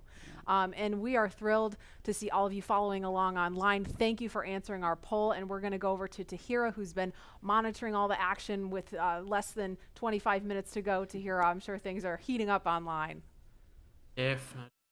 What the fuck? Hey, Marie, I mean, you're completely right. Now that we have that go for launch, people are on the edge of their seat right now waiting. Probably, but this spaceship is already a new thing. As you can see, photos are still coming in of just everyone around the country showing their excitement for this launch. And it's really been a touching thing to see how everyone's kept this excitement going from Wednesday's first attempt. So we just took a look at numbers, and we are now over 3 million people tuning in for this historic launch. And so, for me personally, I just want to wish Bob and Doug the best of luck. This will be my own first time watching humans lift off to space from the United States, and it's just going to be a super emotional moment. For that, Marie, back to you at Kennedy for these last minutes before launch. That's it. All right, thanks, Tahira. And Leland, we got 23 minutes and some change to go. What do you think Bob and Doug are feeling right now? I think they're very calm, cool, and collected as test pilots, but I think they're thinking about what are the steps that I have to take if a malfunction or something happens. And so the nominal stuff is all kind of automated, but if something happens where they have to intervene with those touch screens, that's what they're thinking. Mm-hmm. And we're just inside 23 minutes now. So on Wednesday, we were 5 minutes further in the countdown when we heard that call to scrub, and the weather was still very touch and go at this point on Wednesday. But today, they're just gonna, at least for right now, I don't want to jinx it. I'm afraid to even say it out loud, but it looks better today. Cool. Yeah, and it feels like I'm feeling it a lot more than I did on Wednesday. And, you know, speaking of Bob and Doug and them being really calm and cool and collected, having had the opportunity to be in meetings with them and to watch them train, I have to say, and to all of my friends who work with them every single day, the feedback is always just what great people they are. Right. And As the just cameras how are shaky, not huh? just bright and sharp they are, but How just skilled are good you, dude? people. Hmm? And around the Okay. office, we often refer to them as the Obviously. dads. The And dads? What they're is the that? dads. They're dads. They are dads, Okay. and we've met their families. And when you see people on that very personal level, it starts to mean so much. They are. I a might part of die our this team. scary. You know, they're not I a was customer. thinking, yes, but They're I our need team. to go They're not a now. coworker. They're our team. I They're don't give a family. shit that And you're scared, so dude. we're just I so need to go. excited to see the dads up there today. Yeah. And- Go dads. Yeah. All right, we're gonna go send it over to Gary. Otherwise you for can have an update from accident Houston. in your Gary? wonderful Yes, just look at those monitors, dude. Hey Marie, the space station team here is Imagine focused. streaming All on eyes are on the that. system checks that are happening across the board, and we're listening in as we close in on launch. And I can tell you that things are looking very good. Chris Cassidy will be watching from the International Space Station right now, flying over the Pacific Ocean. It's heading to cross right over the launch pad. We might even get some good 5 views monitors from the station. Hope to be capturing those. We'll have the launch view and the big screen up front, and everyone's excited to see our 2 crew members on their way to the International Space Station. But before we get to it, I just want to pass on good luck from the entire flight operations community here in Houston. It's always exciting to be doing something wholly new and history-making with station operations, and we can't wait to see our team members Bob and Doug in low Earth orbit and heading to the International Space Station. That's it from us here in Mission Control Houston. I'll send it back over to the team in Hawthorne for the latest happening there. John. T-minus 20 minutes, 30 seconds. We're Strong continuing to started. count down. Everything is still looking good for launch of Falcon 9 and Dragon. 22 minutes, 45 seconds after the hour. Stage right 2 now on the RP1 right-hand mode is side, Dana grinding you can wins see a large white at cloud night coming with off ice of the babies. Strongback. Oh. That is normal. There's also some As we lack get of ready stuff, to dude. load the second stage with liquid oxygen, we have to chill in the plumbing lines going up that I don't hear the Strongback. famous line. What do you And mean, so what as we relieve famous pressure, line? the Fine. moist, humid Florida air Fine. condenses around it, and that gives you the cloud. So that tells us that things are actually on schedule. We did Telling begin me propellant something load at T-minus 35 minutes. Well, Fuel loading on the second stage, I believe we just heard the call out that it is complete. First stage fuel load is continuing, and right now that's a little more than, that's about 60% of the way full. So things are looking good. Houston, Second we have the stage liftoff. is getting ready Okay, to cool, begin the man. liquid oxygen loading. After they finish chilling in the lines that you see on the monitor, they'll begin the load at T-minus 16 minutes and 30 seconds. The range right now is go, ready to support. Hey Gary, I'm Weather surrounding continues to be go. I got As 3. we inch our way You got closer, 2 more than me. we're keeping our fingers crossed. Yes. We're waiting to hear if anybody calls out an issue, but for the moment, as you can see on the screen, it looks good. Now, on the Dragon side, the Dragon mission director and the team there are reporting no issues. They've done their Unless communications checkouts. I The add a crew big access T arm, in the as you middle. can see, is retracted away from the One monitor spacecraft. there, The and crew another is monitor strapped in, there. and they are ready to go. That's 6. Now, final instructions will be going Big to ones. the crew at T-minus 10 minutes. The crew displays will be configured for launch. Hey, and Mango. that setup will give Hello. astronauts How's your day Bob going? Lincoln and Doug Going great, Hurley dude. insight into how the launch is proceeding and provides constant updates on vehicle health. We've already heard the crew give their go, close their visors, and get ready for launch. For Dragon, it'll enter terminal count at T-minus 5 minutes. When it transitions to internal power, we'll hear continued callouts on the countdown net as we get close to 0 and to liftoff. But right now, at T-minus 18 minutes, 15 seconds, everything continues to be go for an on-time launch. So Dan, Jesse, things are looking pretty good. How are they doing over at your She's stand? here out, or what? Things are great from Full about 15 art. feet away from you, John. And honestly, things are looking pretty great down at the pad there. Oh. We're seeing a lot more blue in the Let's just refresh. Things are looking pretty great 30, down at the pad there. We're seeing a lot more blue it's in like the that sky. red dot thing, Green and it is should the be color fine. we want when we're talking about weather, and that's where we're sitting right Yes. now. So we're continuing to Don't know. count down. We are under 18 Thank you, minutes though. away from liftoff. Again, it's an instantaneous Look at that thing liftoff, smoking. Yes, in the eye. it's going to be 12:22 and 45 seconds here on the West Coast, 3:22 and 45 Helping seconds us smoke over that. on the East Coast there in Florida. Just a reminder, it's going to be about a 9-minute ride up to orbit for the Falcon 9 and Bob and Doug on board Dragon. It'll be a 2-stage flight, so we'll see the first stage fly until we hear MECO, or main engine cutoff, about 2.5 minutes into flight. After that, the second stage will take over and continue to power them the rest of the way. Second engine cutoff comes in just under 9 minutes, about 8 minutes and 44 seconds. Following that second stage completing its job, it'll continue to coast for about 3 minutes. It'll do a slight attitude adjustment and null out any rate, so make sure it's not any kind of a spin before they do separation. So that's when the Dragon spacecraft will physically separate from the Falcon 9 vehicle, and Bob and Doug will be flying free. It's about a 19-hour ride if we launch today on time. So that means Bob and Doug will get on orbit. They'll have a number of burns, or those firings of those Draco thrusters that they'll do over Stage 2 LOX load started. We hear the LOX. The liquid oxygen load has now started on stage 2. But again, they're going to be doing a series of burns on the way uphill towards the International Space Station 5, spread out over the first 16 hours or so of their flight. How dare you forget the very important part. For that approach and docking. And we are expecting with an on-time launch to happen today. That'll be coming tomorrow in the afternoon. Really annoying. Hold on. Hey, no, that's not right.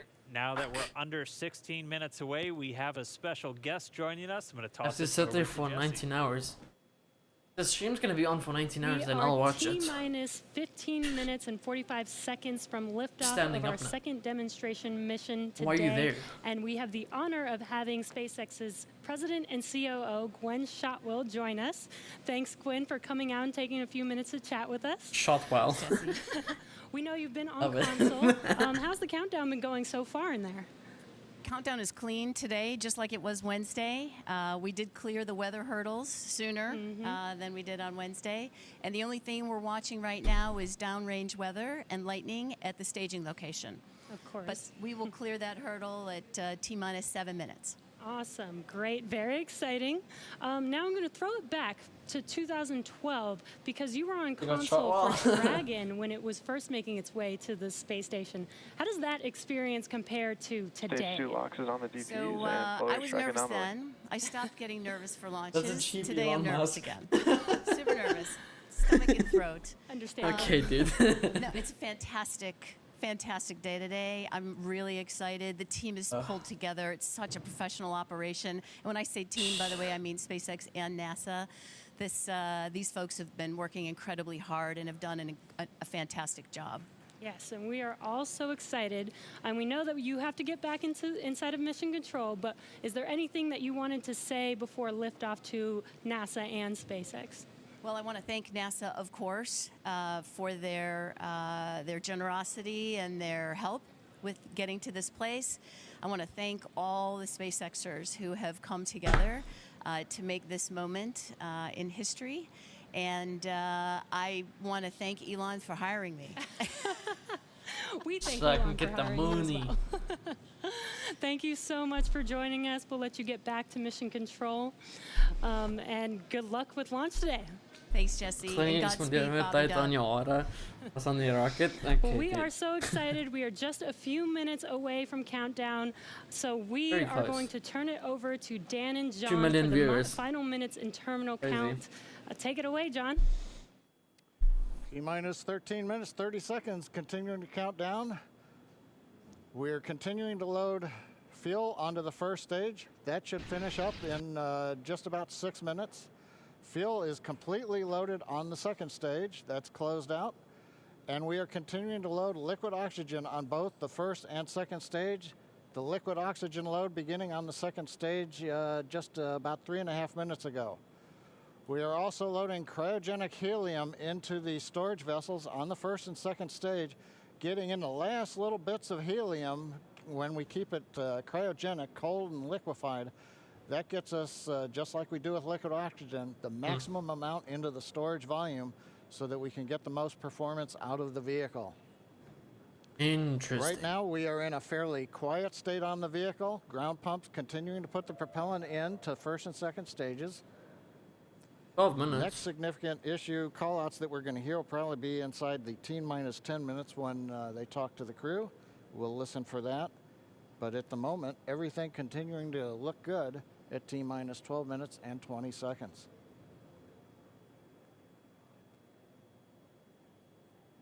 We're getting real close now, John. It's only a little over 12 minutes away. Just a reminder for everybody, it's about a 9-minute ride uphill.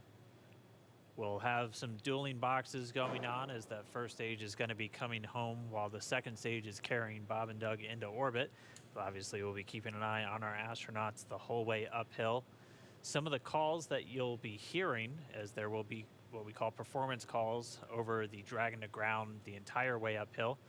And you'll just hear some of the SpaceX engineers calling out trajectories and booster performance. So we're always looking for that word nominal. I know that's one of John's favorite words. That's one of mine too. We want to hear nominal as much as possible up on the way uphill.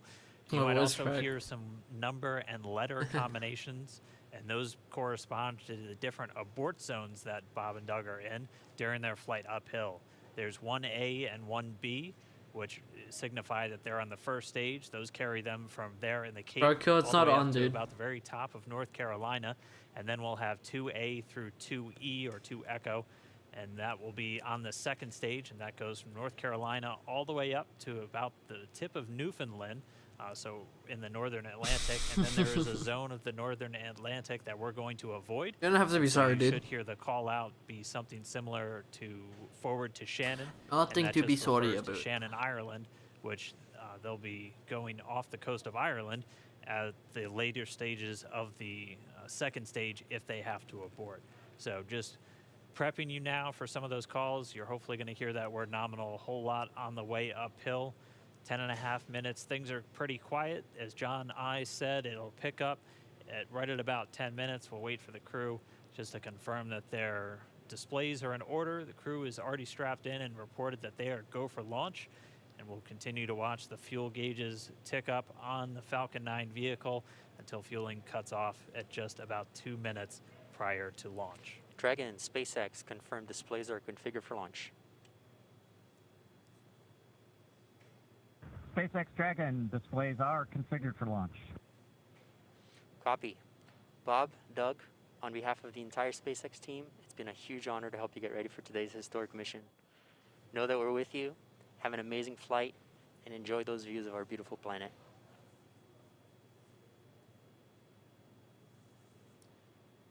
Thanks, Jay. It is absolutely our honor to be part of this huge effort to get the United States back in the launch business. We'll talk to you from orbit. Thank you. Copy all. Thanks for those words.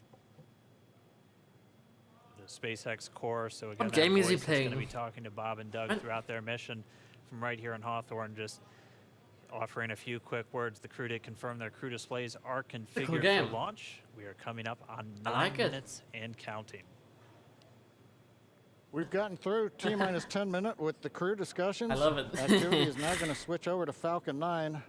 Our next major event comes at T-minus 7 minutes. We begin what we call engine chill. Pre-valves will open. Those currently separate propellants doing something on the rude first back stage there. from getting down to the Merlin engines. We'll open the pre-valves that allow fuel liquid oxygen to flow to the top of the pumps. And more importantly, when we open the valves, that'll allow us to begin chilling the 9 Merlin 1D turbopumps on the first stage engine. It'll take a few minutes to get them cold enough to where they would then be ready to pass the large amounts of liquid oxygen through the pumps and into the main thrust chambers when we get to engine ignition at T-minus 2 seconds. We don't want to try to run highly chilled liquid oxygen through a warm pump. You would flash that in the gas. And running gas through a high-speed pump is not a good thing. So right now, we are waiting for T-minus 7 minutes. That'll start the engine chill. Shortly after that, we will also get the fuel shutdown.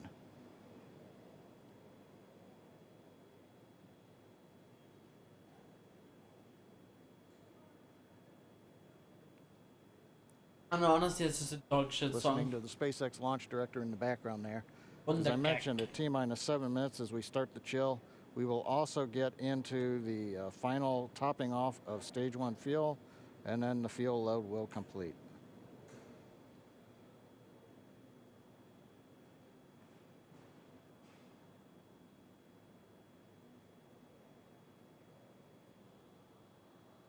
Almost there, 7 minutes.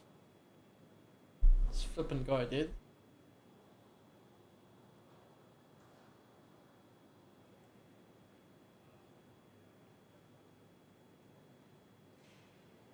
Talk about the lyrics. That's true, that is true. Stage 1 and Stage 2 engine chill has started.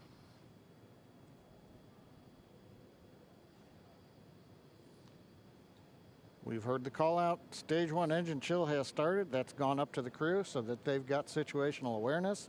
As I mentioned, the pre-valves are open. And now we are topping off first stage fuel, getting ready to finish the fuel load. Liquid oxygen load on first and second Engine stage hydraulics at pressure. will continue until the last 3 to 2 minutes of the countdown.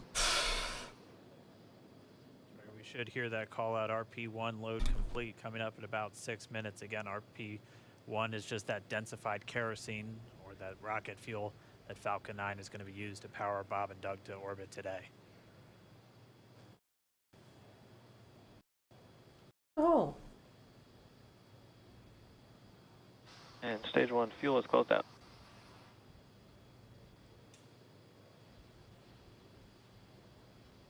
Right on time. That call out indicates that the fuel loading on the first stage is complete. Draining back the lines now, so first stage and second stage fuel are complete. Liquid oxygen loading is continuing on both stages. You can see on the view on the left side of the monitor, the condensation, the cold gas wrapped around the stages as the tank skins are chilled by the densified liquid oxygen, picking up the humidity Falcon from the Florida air. It looks like at this moment we're a little more than 90% full on the oxidizer on the first stage, ticking up towards that 80% mark on the second stage. We'll be counting down all the way till about 2 or 3 minutes, as John and I just said, until everything is loaded Falcon in 9 Falcon heaters 9. closing out. Hey Michelle, it's Ben. And we will be go for launch. No, it's not me. Dragon has transitioned to configure for terminal count. Oh, buddy. Vehicle tanks pressing for strong back retract.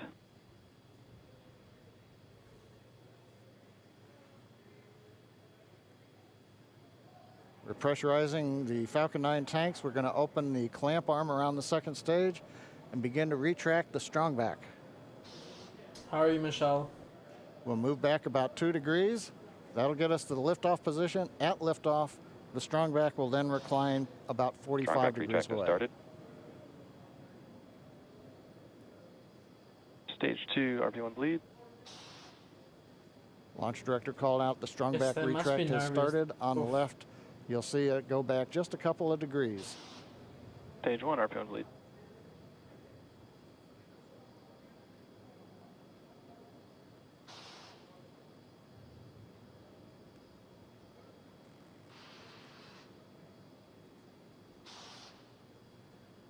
Just 4 Doing minutes fine. away How about you, Michelle? from liftoff.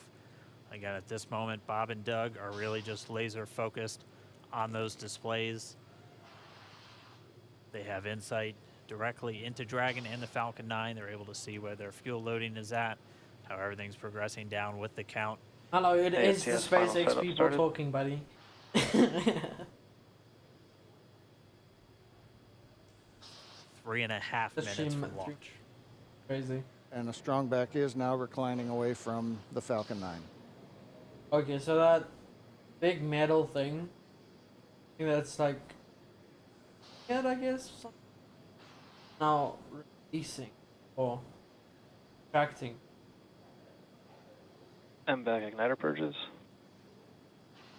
Goes, no, oh, no. Almost. Pogo bleed. But that's nice. Dragon has transitioned to terminal count and is on internal power. Good. Stage 1, LOX load closed out. Okay, we're at T-minus 2 minutes, 42 seconds. Stage 1 LOX load is closed out. Stage 2 will continue to load for about another half a minute or so. Once we get the completion of Stage 2 LOX loading, we have to vent down the line, so you'll see another large white cloud coming off of the strongback. That'll be normal. That'll happen around transitioning to T-minus 1 minute and 40 seconds. We're going on internal power now. Just a few seconds away from the Stage 2 LOX load being complete. It's been almost 9 years since we've been in this position. A lot of work done by thousands of people to get to this point. All our eyes focused on two now. It's raining? Fuck, it's raining. Stage 2 LOX load is closed out. Propellant fills are complete. Wait. Dragon is in auto idle. And then hits start chatting. Stage 2 LOX load complete. All fuel, all oxidizer on Falcon 9. 1 minute 34 seconds to go till launch. We put on the sprinklers. Ground gas closeouts is starting.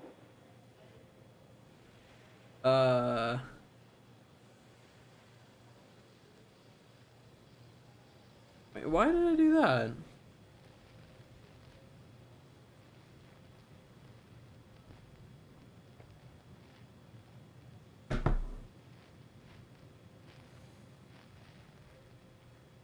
That thing going to retract now, or can you Falcon not 9 is in startup. do that? Dragon is in countdown. FTS is armed for launch. Under a minute now, the FTS, the flight termination system, has been armed. Dragon, SpaceX, go for launch. SpaceX Dragon, this we're fish go are for annoying. launch. Let's light this candle.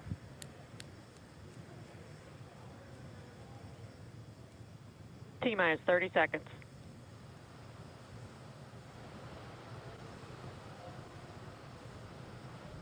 Go, boys. Talking to your fish. They're freaking me out, okay? Chill. Stage 1 tanks pressing for flight. T-minus 15 seconds. Let's do this, boys. 10, 9, 8, 7, 6, 5, 4, 3, 2, 1, 0. Ignition. Liftoff of the Falcon 9 and Crew Dragon. Go NASA, go SpaceX, Godspeed, Bob and Doug. America has launched. And so rises a new era of American spaceflight, and with it the ambitions of a new generation continuing the dream. 20 seconds into flight, Stage 1 propulsion is nominal. Beautiful, dude. T plus 30 seconds into this historic mission. Flying crew on board Dragon and Falcon 9, and look at them go. Falcon power telemetry nominal. M1D throttle down. We're throttling down to get ready for the period of maximum dynamic pressure. We're in the throttle bucket. Reports say all systems are go. Vehicle is supersonic. We've exceeded Mach 1 on the Falcon 9. M1D throttle up. 12. We're throttling back up to full power as we're through max Q. Copy, 1 Bravo.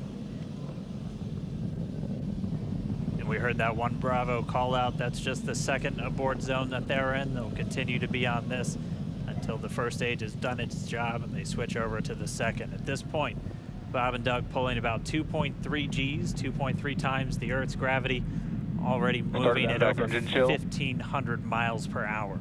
That's fast. We've heard the call out for MVAC engine chill. That's getting the MVAC engine ready to light. That'll come at about 2:44 into flight. Right now, everything continuing to look good. Next major event coming up is going to be the triple. We'll have main engine cutoff of the 9 first stage engines, stage separation. They're not even and feeling it in ignition there. of the second stage engine to continue to carry astronauts into orbit. It's amazing. Coming up in about 20 seconds. M1D throttle down.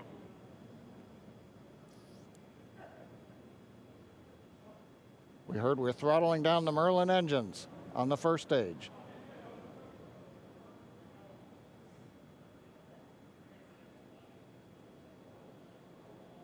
And we have Miko.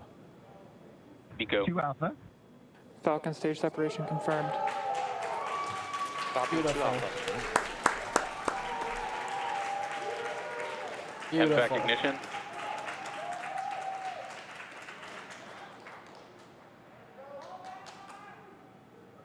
All right, we have stage separation confirmed. The first stage beginning its flight back. The second stage, being powered by that single Merlin 1D vacuum engine, has ignited and is now carrying Bob and Doug into orbit.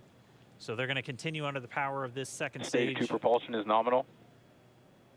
Which will cut off at SECO, or second engine cut off at about 8 minutes and 44 seconds into today's flight. So a little over 5 minutes to go still on this second stage. You heard the call out to Alpha, so they're now in the longest abort zone that carries them all the way from about North Carolina up the eastern seaboard, almost to Canada.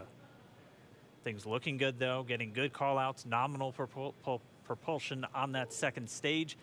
Bob and Doug continuing to make their way into orbit.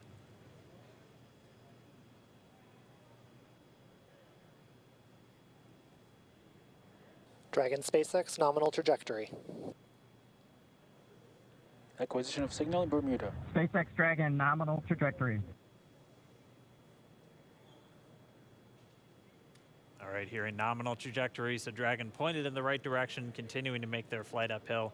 Heard acquisition of signal Bermuda. That's one of the other ground stations that they're using to get telemetry and data back from this spacecraft. Stage 2 propulsion is still nominal. Camera angles are nice, eh? Yes.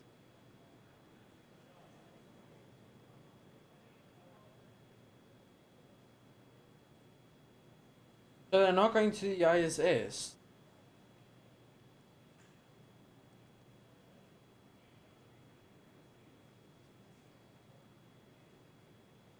Thought they went go to the ISS. A little over 4 minutes, 40 seconds into the flight. Bob and Doug flying at more than 5,600 miles Dragon per hour. SpaceX nominal trajectory. Already almost 200 miles downrange from the But I heard he said Center. Nominal trajectory. 56 miles per hour. Okay, dude.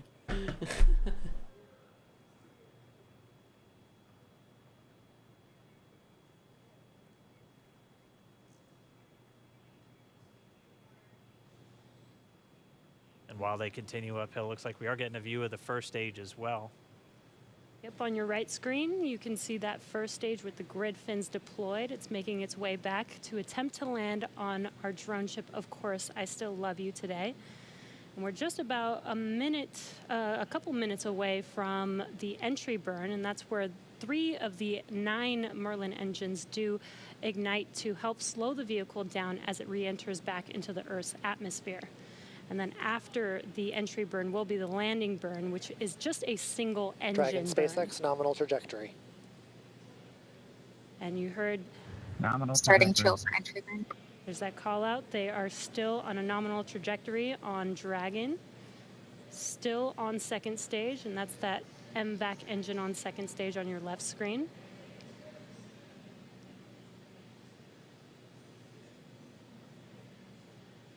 Again, on your right screen is that first stage booster coming back towards our drone ship, Of Course, I Still Love You. We're about a minute away from entry burn. Meanwhile, that second stage continuing to power Dragon into orbit. Again, if you're keeping an eye on that timer, that's going to continue to burn until 8 minutes and 44 seconds into flight. So a little over 2 minutes from now, we'll hear the call out SECO. It'll then be a little Stage under, 2 propulsion is still good. A little over 3 minutes Now it's going until back. Dragon physically Wait a separates minute. from the second stage of the Falcon 9. So the upper Dragon stage the booster's going to go down, and then they're going to go to the ISS. Dragon copies, nominal trajectory. Continuing to check in with Bob and Doug as they are on a 15,000 nominal kilometers per trajectory. hour. Fuck. Just about 10 seconds away from that first stage. Starting that entry burn on your right screen, we should be able to see that view live. Stage 1 entry burn startup.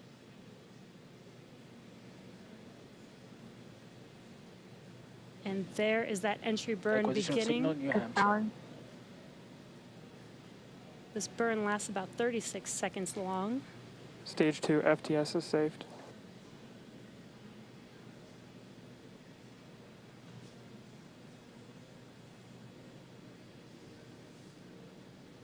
Well, that entry burn continues. We're just about a minute away from SECO. We'll have a number of events all happen in rapid succession. It'll be the second engine cutoff. Stage 1 we'll be looking for that stage 1 landing burn shortly after. Yeah, actually, just within a few seconds of each other. It's such a cool view on your left screen, seeing Bob and Doug on Dragon. Right now, you can see the displays that they are seeing right now themselves. Terminal guidance. MVAC throttle step. We are coming up 25 seconds or so It's only the away computer from doing that. SECO, or second engine cutoff. This is also the point where Bob and Doug are experiencing their highest G-force. We're seeing the counter tick up to right about 1.8. Copy, Shannon. You heard Shannon, so that just means they're in their final abort zones. If they were to abort at this point, it would either be an abort to orbit or to land off the coast of Ireland. Standing by for second Stage 1 landing cutoff startup. confirmation. MVAC throttle step. MVAC shutdown. Stage 1 landing layer. Confirmation of SECO's second engine cutoff.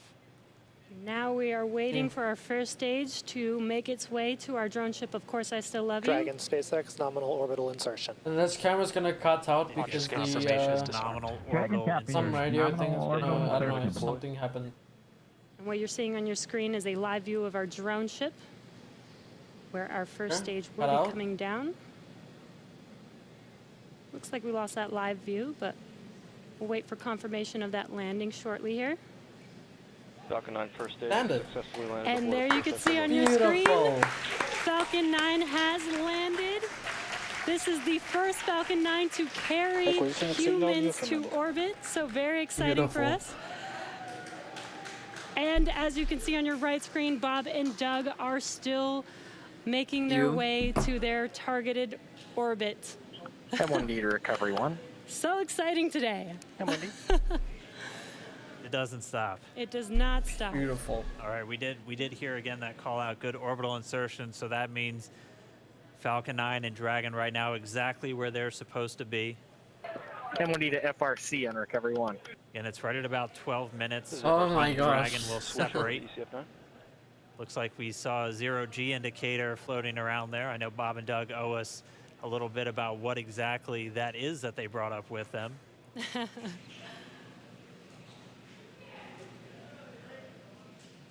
And before separation, before Dragon initiates separation from the second stage, they do make sure to they do ensure that the vehicle is not spinning and it is in good condition before we separate. That's right, the upper stage does small attitude maneuver using some cold gas thrusters built into the rocket body itself. Exactly, so we do expect that separation to occur in about a minute from now, but they do wait until they have full confirmation that it is ready to separate. Oh, damn view. Such cool views. I cannot get over this view that we are seeing right now. Bob and Doug on the right screen, inside of Crew Dragon, out in space. Yeah, already 200 kilometers over planet Earth, or a little over 124 miles. Traveling in excess of 2,700 meters. 27,000 meters per second, or about 16,000 miles per hour. Game's not frozen, it's their stuff that lost when. Again, we're just standing by. That separation event should be coming up shortly. Then they'll begin a series of checks on the Draco thrusters that are going to be used to maneuver and then power Dragon on its flight to the International Space Station. Standing by for separation. Expected loss of signal, wallops. It sounds like we had an expected LOS loss of signal with one of the ground stations. Waiting for confirmation now of that. Dragon separation confirmed. Dragon separation confirmed. There is a great view right in front of you of Dragon separating. Separation confirmed. And there's that call out. Dragon is now officially making its way to the International Space Station today. Beautiful. Dragon SpaceX, with that separation call, we have a few words for you from our Falcon 9 team. Standing by. Dragon, Chief Engineer on Dragon to Ground. Bob Doug, on behalf of the entire launch team, thanks for flying with Falcon 9 today. We hope you enjoyed the ride and wish you a great mission. Thanks, Bala. Congratulations to you and the F9 team for the first human ride for Falcon 9, and it was incredible. Appreciate all the hard work, and thanks for the great ride to space. Copy all. Oh, and Mike, proud of you guys and the rest of the team. Thank you so much for what you've done for us today, putting America back into low Earth orbit from the Florida coast. Copy all. Good luck. Godspeed. It might fly over soon. All right, so Bob and Doug are in Dragon SpaceX. We confirm nominal equalization and service section Draco checkouts. That is nose cone deploys in progress. aggravating. Still did. I don't care. Copy all. We're monitoring. The Corps here in Hawthorne giving the crew a heads up that we have confirmation the nose cone is deploying. So again, that nose cone is going to open up a little bit more than 90 degrees, goes up to about, I think, 105 degrees, and that's going to expose the actual docking ring and the hatch that they're going to be going through once they attach to the International Space Station, and also 4 of those Draco thrusters, we call them the forward bulkhead thrusters, that are going to be used for these major phase burns or firings of those thrusters to actually raise their orbit gradually over the coming hours. Also heard good activation of the ECLIS, that's the Environmental Control and Life Support System. That's everything controlling their atmosphere, for your information. just keeping Dragon a nice, safe, habitable environment where they're going to be living for the next 19 hours until they arrive at the space station. 19 hours. Right, exactly. And Falcon 9's job may be done for today, but the mission is not over. Crew Dragon's job is not done. As you can see, Bob and Doug are still inside Crew Dragon, making their way. It will be a 19-hour trip to the International Space Station before they dock tomorrow morning. And such cool views. I love that we can get these live views here and see and watch what they're doing now that they are in orbit. Yeah, it's incredible to just be looking over their shoulder, to be along for the ride. And we're going to be with them, and we're going to be with all of you the entire way for their journey to the space station. We're going to be covering live throughout. Bob and Doug will obviously have a sleep period, where they'll get about 8 hours of sleep a little bit later today before they wake up for all of their final approach. One of the major things we are looking forward to in the next couple of hours is going to be their first turn at the controls. So they're actually going to be using those touchscreen displays to take control and manually pilot Dragon. We'll walk you through what that's going to look like, and assuming we have some good ground station coverage, we'll be able to get views right inside Dragon, looking over their shoulder as they manipulate the controls at the display. But I mean, we had a smooth ride uphill, both stages of the Falcon 9 doing their job, placing Bob and Doug in orbit. I mean, this is a day, this is a historical day. This is us kicking off that new era of space flight that we've all been talking about and longing for since the Space Shuttle program came to an end in 2011. Yes. And the weather cooperated. Yes, second time's a charm. Right. All right, so day for the history book. Is it lifting off? As you can see, we have lost some live signal there, but the mission still continues. Literally 16 and we're minutes going ago. to send it over to KSC to continue broadcasting live with you. Loss of signal, Newfoundland. Yeah, Jesse and Dan, we are just in awe over here. When I woke up this morning and looked at the weather forecast, I was like, man, we're going to be back here on Sunday, but we did it. The room cleared out. Everybody was outside watching, and inside the lights were shaking, the cameras were shaking. Lauren came back in with tears in her eyes. This is really amazing. I can't believe it. I saw it with my own eyes. This is, I'm a little bit speechless.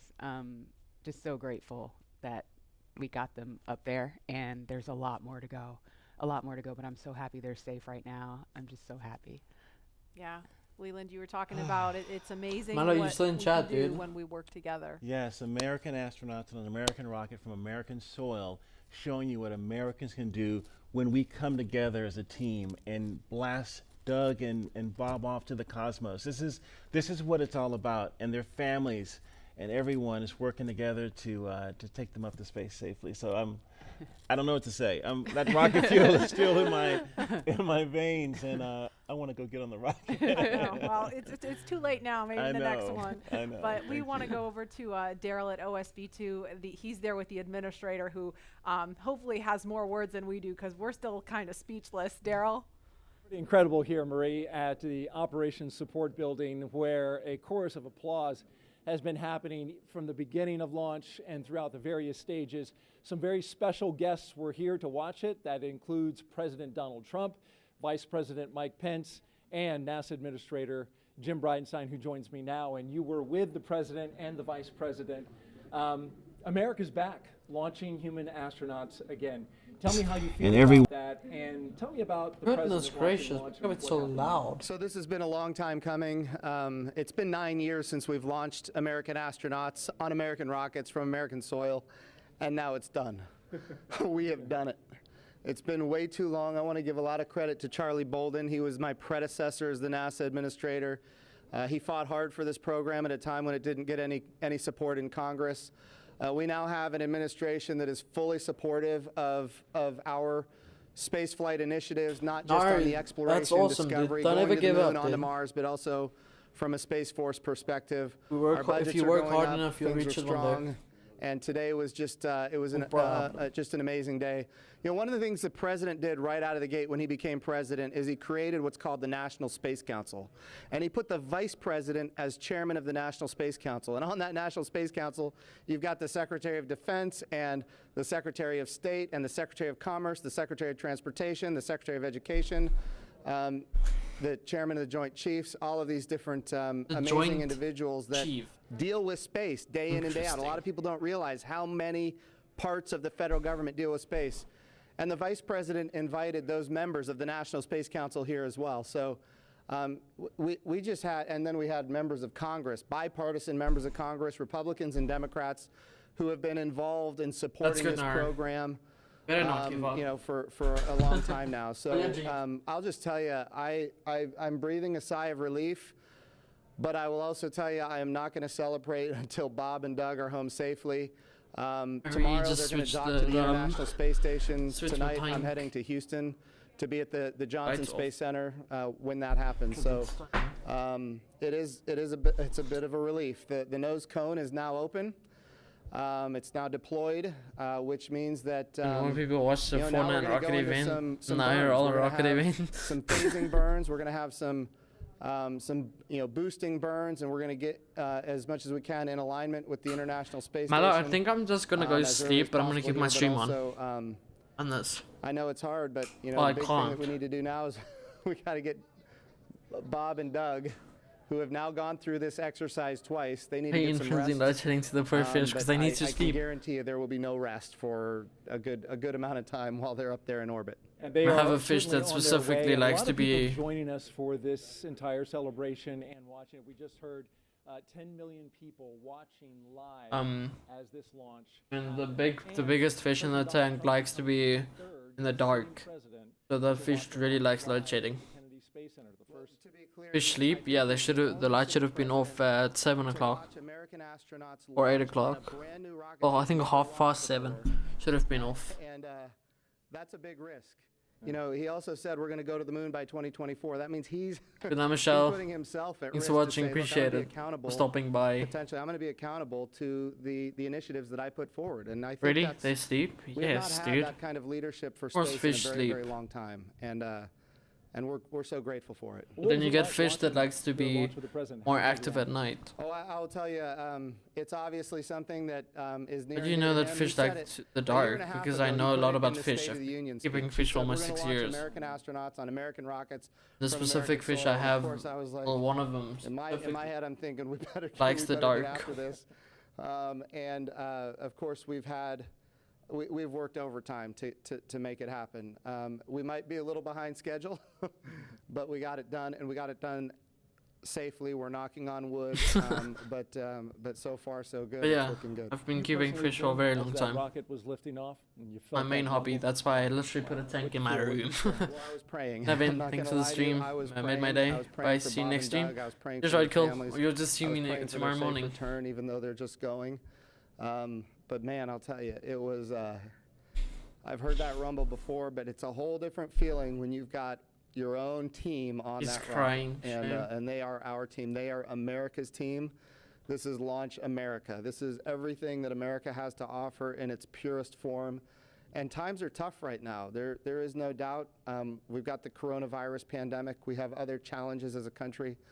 But I hope this moment in time is an opportunity for everybody to reflect on humanity and what we can do when we work together, when we strive, and when we... Okay, listen guys, so my plan is I'm gonna keep it up, but I'm gonna sleep, right?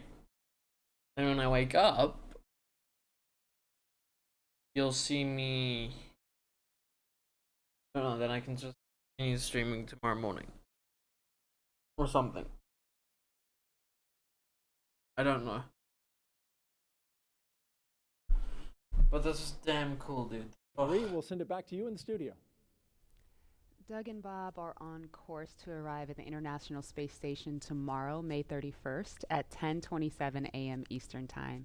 And we'll be staying on the air for continuous live coverage along the entire ride to the station. So though our coverage here is concluding, we will turn it over to the teams in Hawthorne and Houston to take us through the next phases of the Demo 2 mission, all the way through hatch opening and a welcome ceremony on the space station for Bob and Doug tomorrow.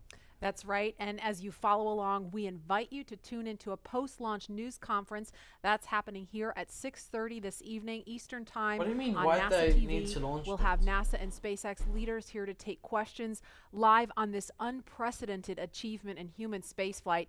And in addition to NASA TV, you can follow along always on Twitter at @NASA and nasa.gov for mission updates as it progresses.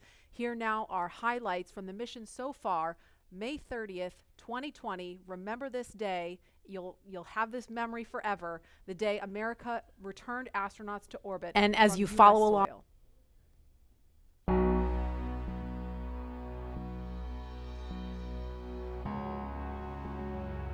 Wow, we're making history again. Let's go.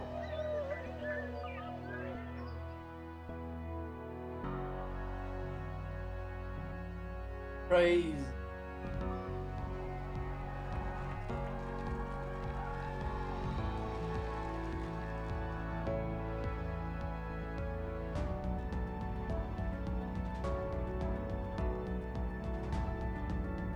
No, this is the first ever test for human launching a brand new rocket.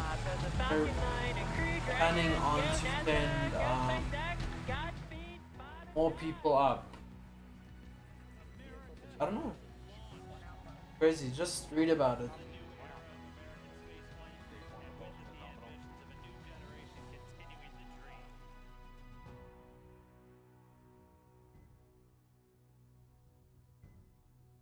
Mental.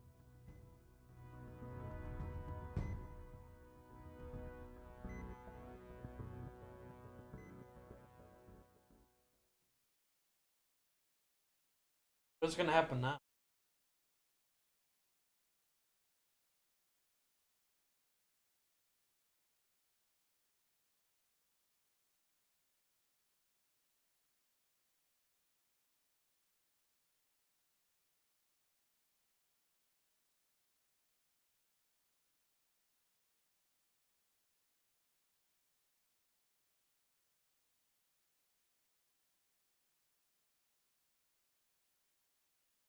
Audio.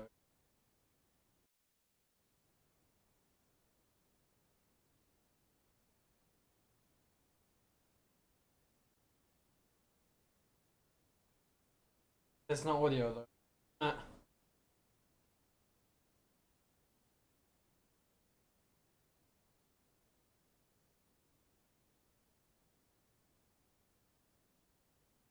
Nothing's happening.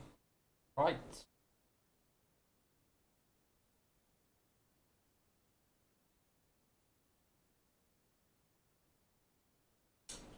That's just pretty. So from NASA, it's just.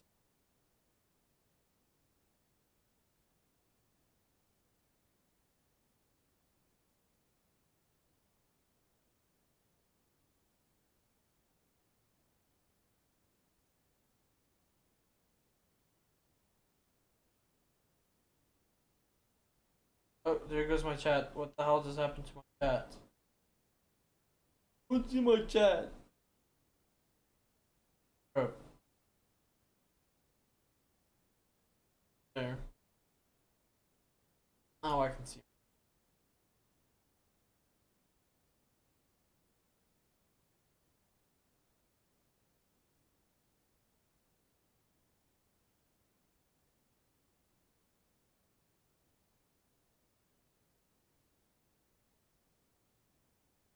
Gonna end? I don't think I want to end though. No.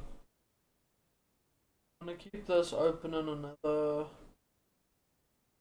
thing. I don't know.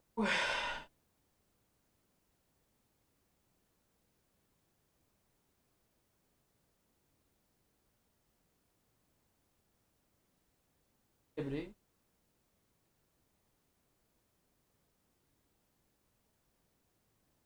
Audio, but the only thing that's showing. The game? I don't know.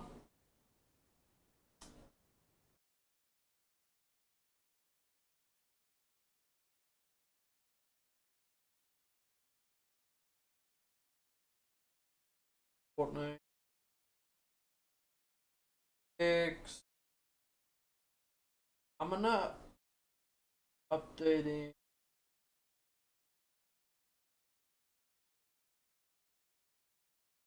Riot. I'll probably play some Call of Duty, I guess.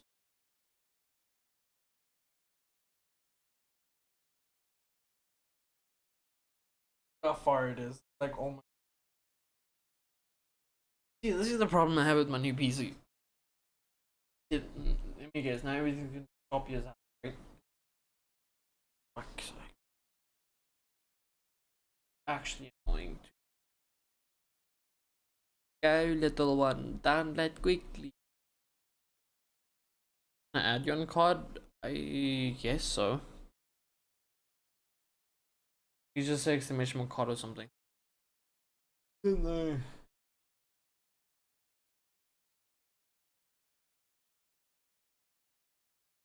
And playing, right? Playing games. Sweet. It doesn't do music. I think what I'm gonna do is browser source.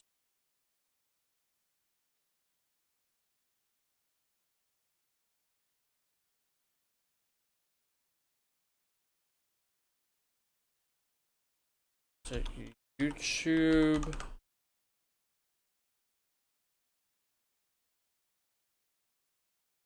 I do copy. I'd show the stream. Oh, it will. No way. Actually, hey.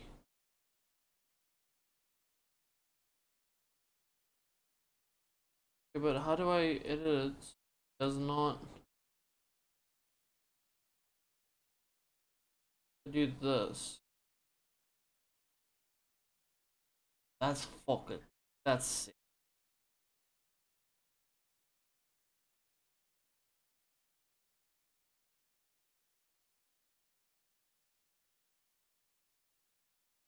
Now I can place this somewhere. Probably like bottom left or something. How does that look? Draco thrusters on Dragon will fire for the approach initiation burn when Dragon is about 2.5 kilometers below station and just about 7 kilometers behind it. This will swing Dragon up until it is about 400 meters directly below the station, and this maneuver will also move Dragon inside one of those 2 safety zones around the station that requires a set of go-no-go poles with the different control teams. The first zone is called the approach ellipsoid, which is an imaginary shape measuring about 4 kilometers by 2 kilometers by 2 kilometers, which is essentially a large 3-dimensional oval. Before Dragon is given permission to move inside the ellipsoid, referred to by the teams as the AE, it is configured to be on what is known as a 24-hour safe trajectory. This means that if Dragon lost all control... Dragon, SpaceX for update.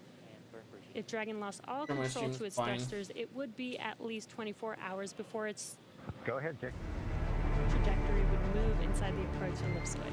Okay, for suit offing, we're still waiting for cabin to be below 25C and trending down. It looks like it's on the way there, but not quite. And the second item is during the burn, we may have intermittent comm and due to pointing, and this is expected.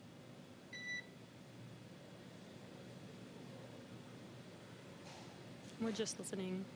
Okay, copy the cabin temp and suit offing and intermittent comm during the burn.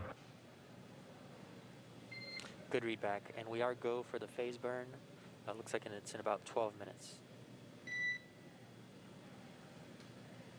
Oh, We're just getting a couple of quick updates. They're still wearing those suits that they've been in since we saw them suit up in the O&C building several hours ago. Once temperature just comes down inside the cabin a little bit, they'll get to go to doff or just take their suits off. You guys see that? And you just heard we're less than 12 minutes now from that first burn called the phase burn.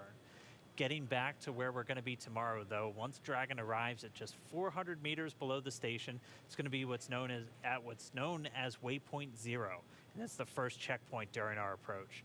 The vehicle can hold at 400 meters, or it can continue on if all the systems check out, and then it'll begin the approach to waypoint 1. By this point, the teams will do a go-no-go for Dragon to move inside the keep-out sphere. It's another one of those zones around the station, and it's an imaginary. All the guidance, navigation, and control systems are working correctly on Dragon before we move it in really close to station. That's flippin' sick. Of its thrusters, it would not go inside of that sphere for at least 4 orbits or about 6 hours instead of the 24 hours for the approach ellipsoid. I hope this. Dragon's move from waypoint 0 to waypoint 1 will start in front of the station, pausing at a distance of approximately 220 meters. At this point, Blizzard name, I think exclamation mark COD. Which essentially means it is directly in front of the docking port. Bob and Doug are headed to the forwardmost port of the International Space Station, the Node 2 forward port. It's probably not that. I think it's like just Benediction or something. One of the 2 international docking adapters is located. These were installed for new commercial spacecraft flights and any other future spacecraft that also use the International Docking Standard. Before moving into the final waypoint, the crew will execute their second manual flight test, except this time it'll be in what we call the near field. That just means they're close to the station. The crew will actually command a hold when they're 220 meters away from the station and conduct a series of maneuvers. So it'll be Doug and Bob at the controls. First, they'll fly Dragon to the center line of the docking approach, just precisely lining it up with that docking port. Then they'll do a number of translational maneuvers, so using the Draco thrusters on Dragon to move it around the different axes. And then they'll always be checking in with the ground on how much propellant is used. Again, translational is just you're moving back, forward, side to side. When we refer to attitude maneuvers, it's where you're pointing. But once they're complete with that, they'll transition control back over to the Dragon. Well, Dedication is my friend's name? Oh, that's cool. Only 20 meters away from waypoint 2. That the spacecraft focuses on aligning its docking system with the docking adapter. Dragon will then fly in and make contact with the IDA, giving us what we call a soft capture. The soft capture ring then retracts until sensors indicate it's time for hooks to drive in place to give us a hard capture and firmly secure Dragon to the station. Then it's time for leak checks and hatch opening, which is currently timelined to come about 2 hours following docking. We're going to be here with you the entire way, and again, it's going to be a two-team effort once Dragon gets really close. So why don't we jump over to Gary, International Space. Oh my god, that thing's freaking out. It'll be exciting seeing that launch and knowing that they're on the way to you. How's the team doing, Gary?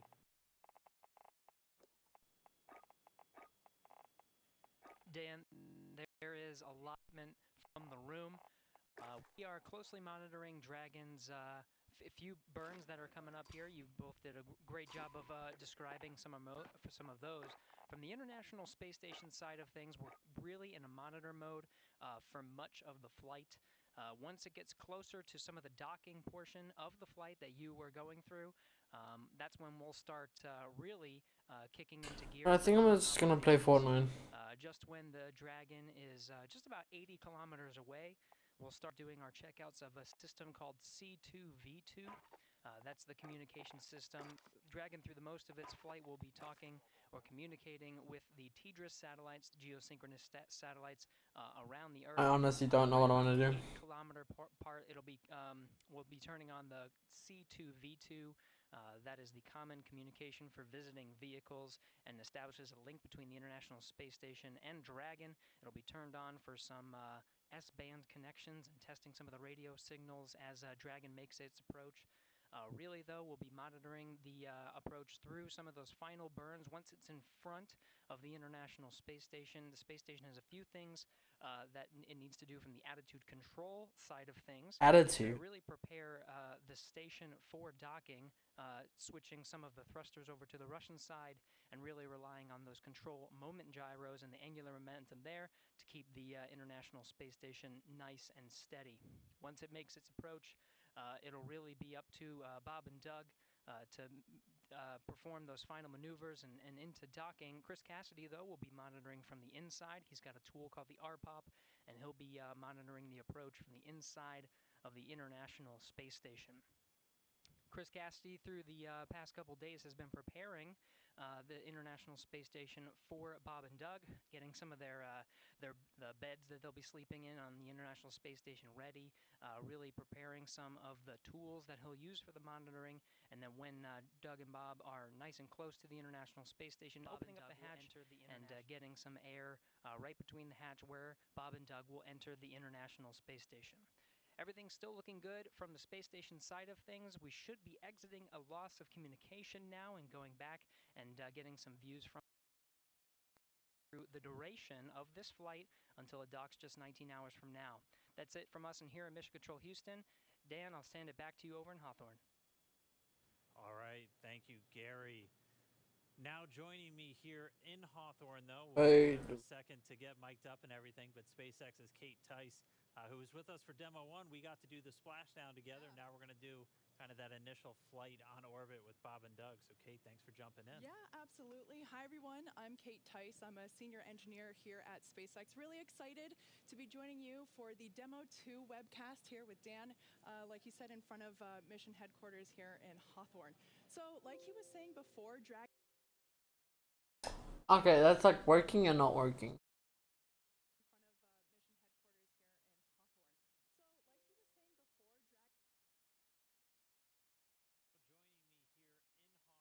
SpaceX's Kate Tice,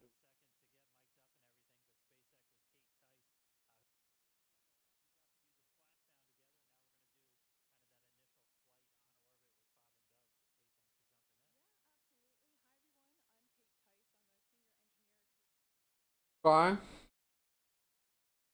Guess that works.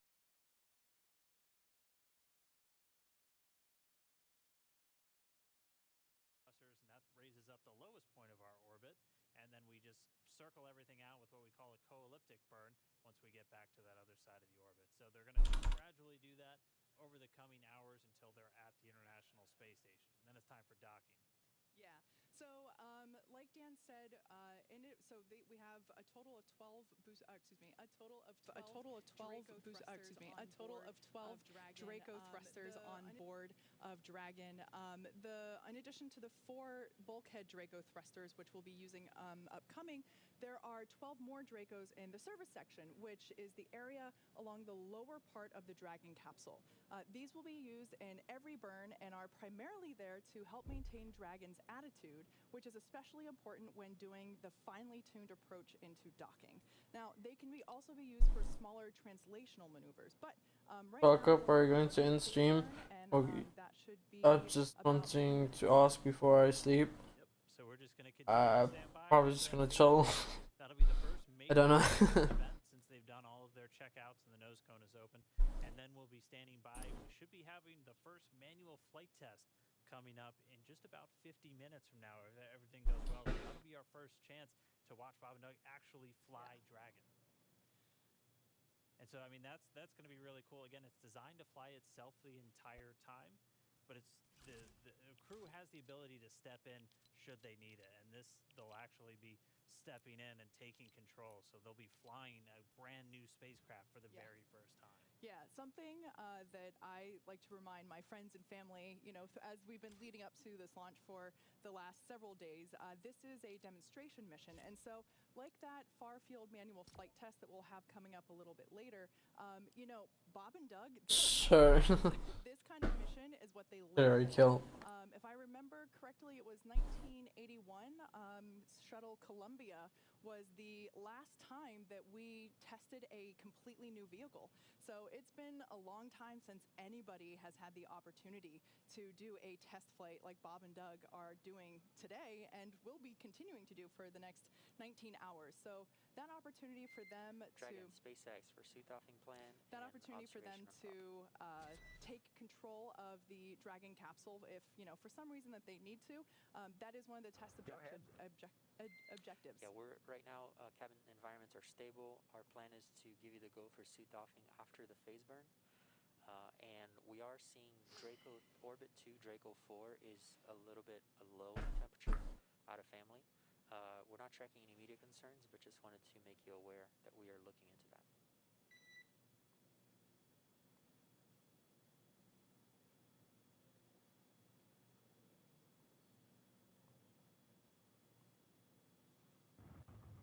Okay, copy that, SpaceX. We'll plan on suit doffing after Wired kill. Drake 4's low temp. Good readback. All right, so the crew is going to stay in their suits until after this phase burn, which we should be hearing start in just about a minute from now.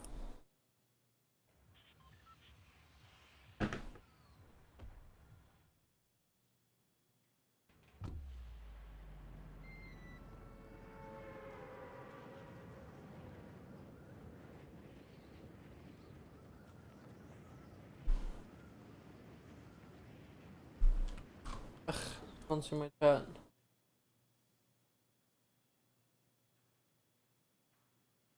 Good sure, kill.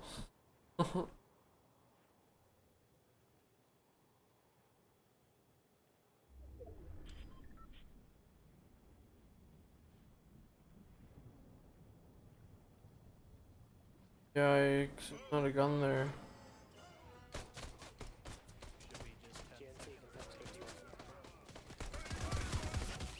Oof.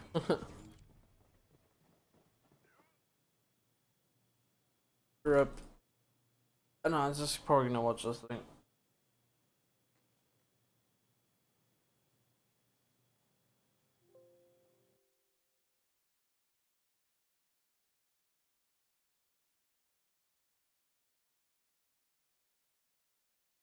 How they delayed the event until Friday, I think. What event? Those 4 Dracos at the very top underneath the nose cone to do these what we call Delta V maneuvers, so just big changes in velocity that we're going to do to gradually raise this orbit up over the coming hours. So we're watching some of the screens. We're able to see the burn is in progress. It's expected to last for several minutes, so we'll just keep an ear out, make sure that everything goes well, and then we'll get a report pretty much the same time the crew does on how the burn goes. So we're really just looking for those words, good burn, after it's complete. Like we said, this is the first of 5 major burns that we will be performing over the coming hours. So this is basically the first major step in the free flight of Demo 2. Expected loss of signal, Diego Garcia.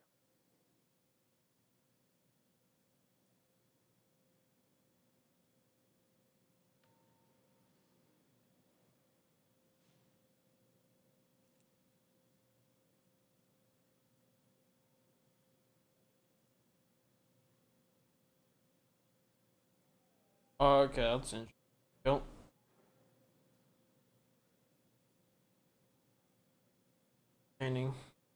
This is not the audio, is it? No. The normal one.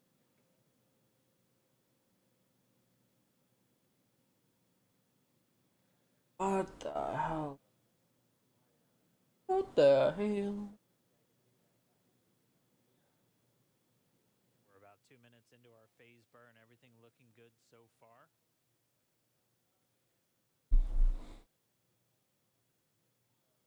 It's gonna sit up like this. That's nice. All right, we have confirmation that burn is nominal thus far. We concur, thank you. And again, Bob and Doug have insight into how this is going the whole way, just through those touchscreen control panel that they have right in front of them, those 3 screens. And when we get video inside the cabin back, hopefully as we're doing that manual flight test, you'll be able to get a really good close-up look at how they kind of have their window into Dragon itself.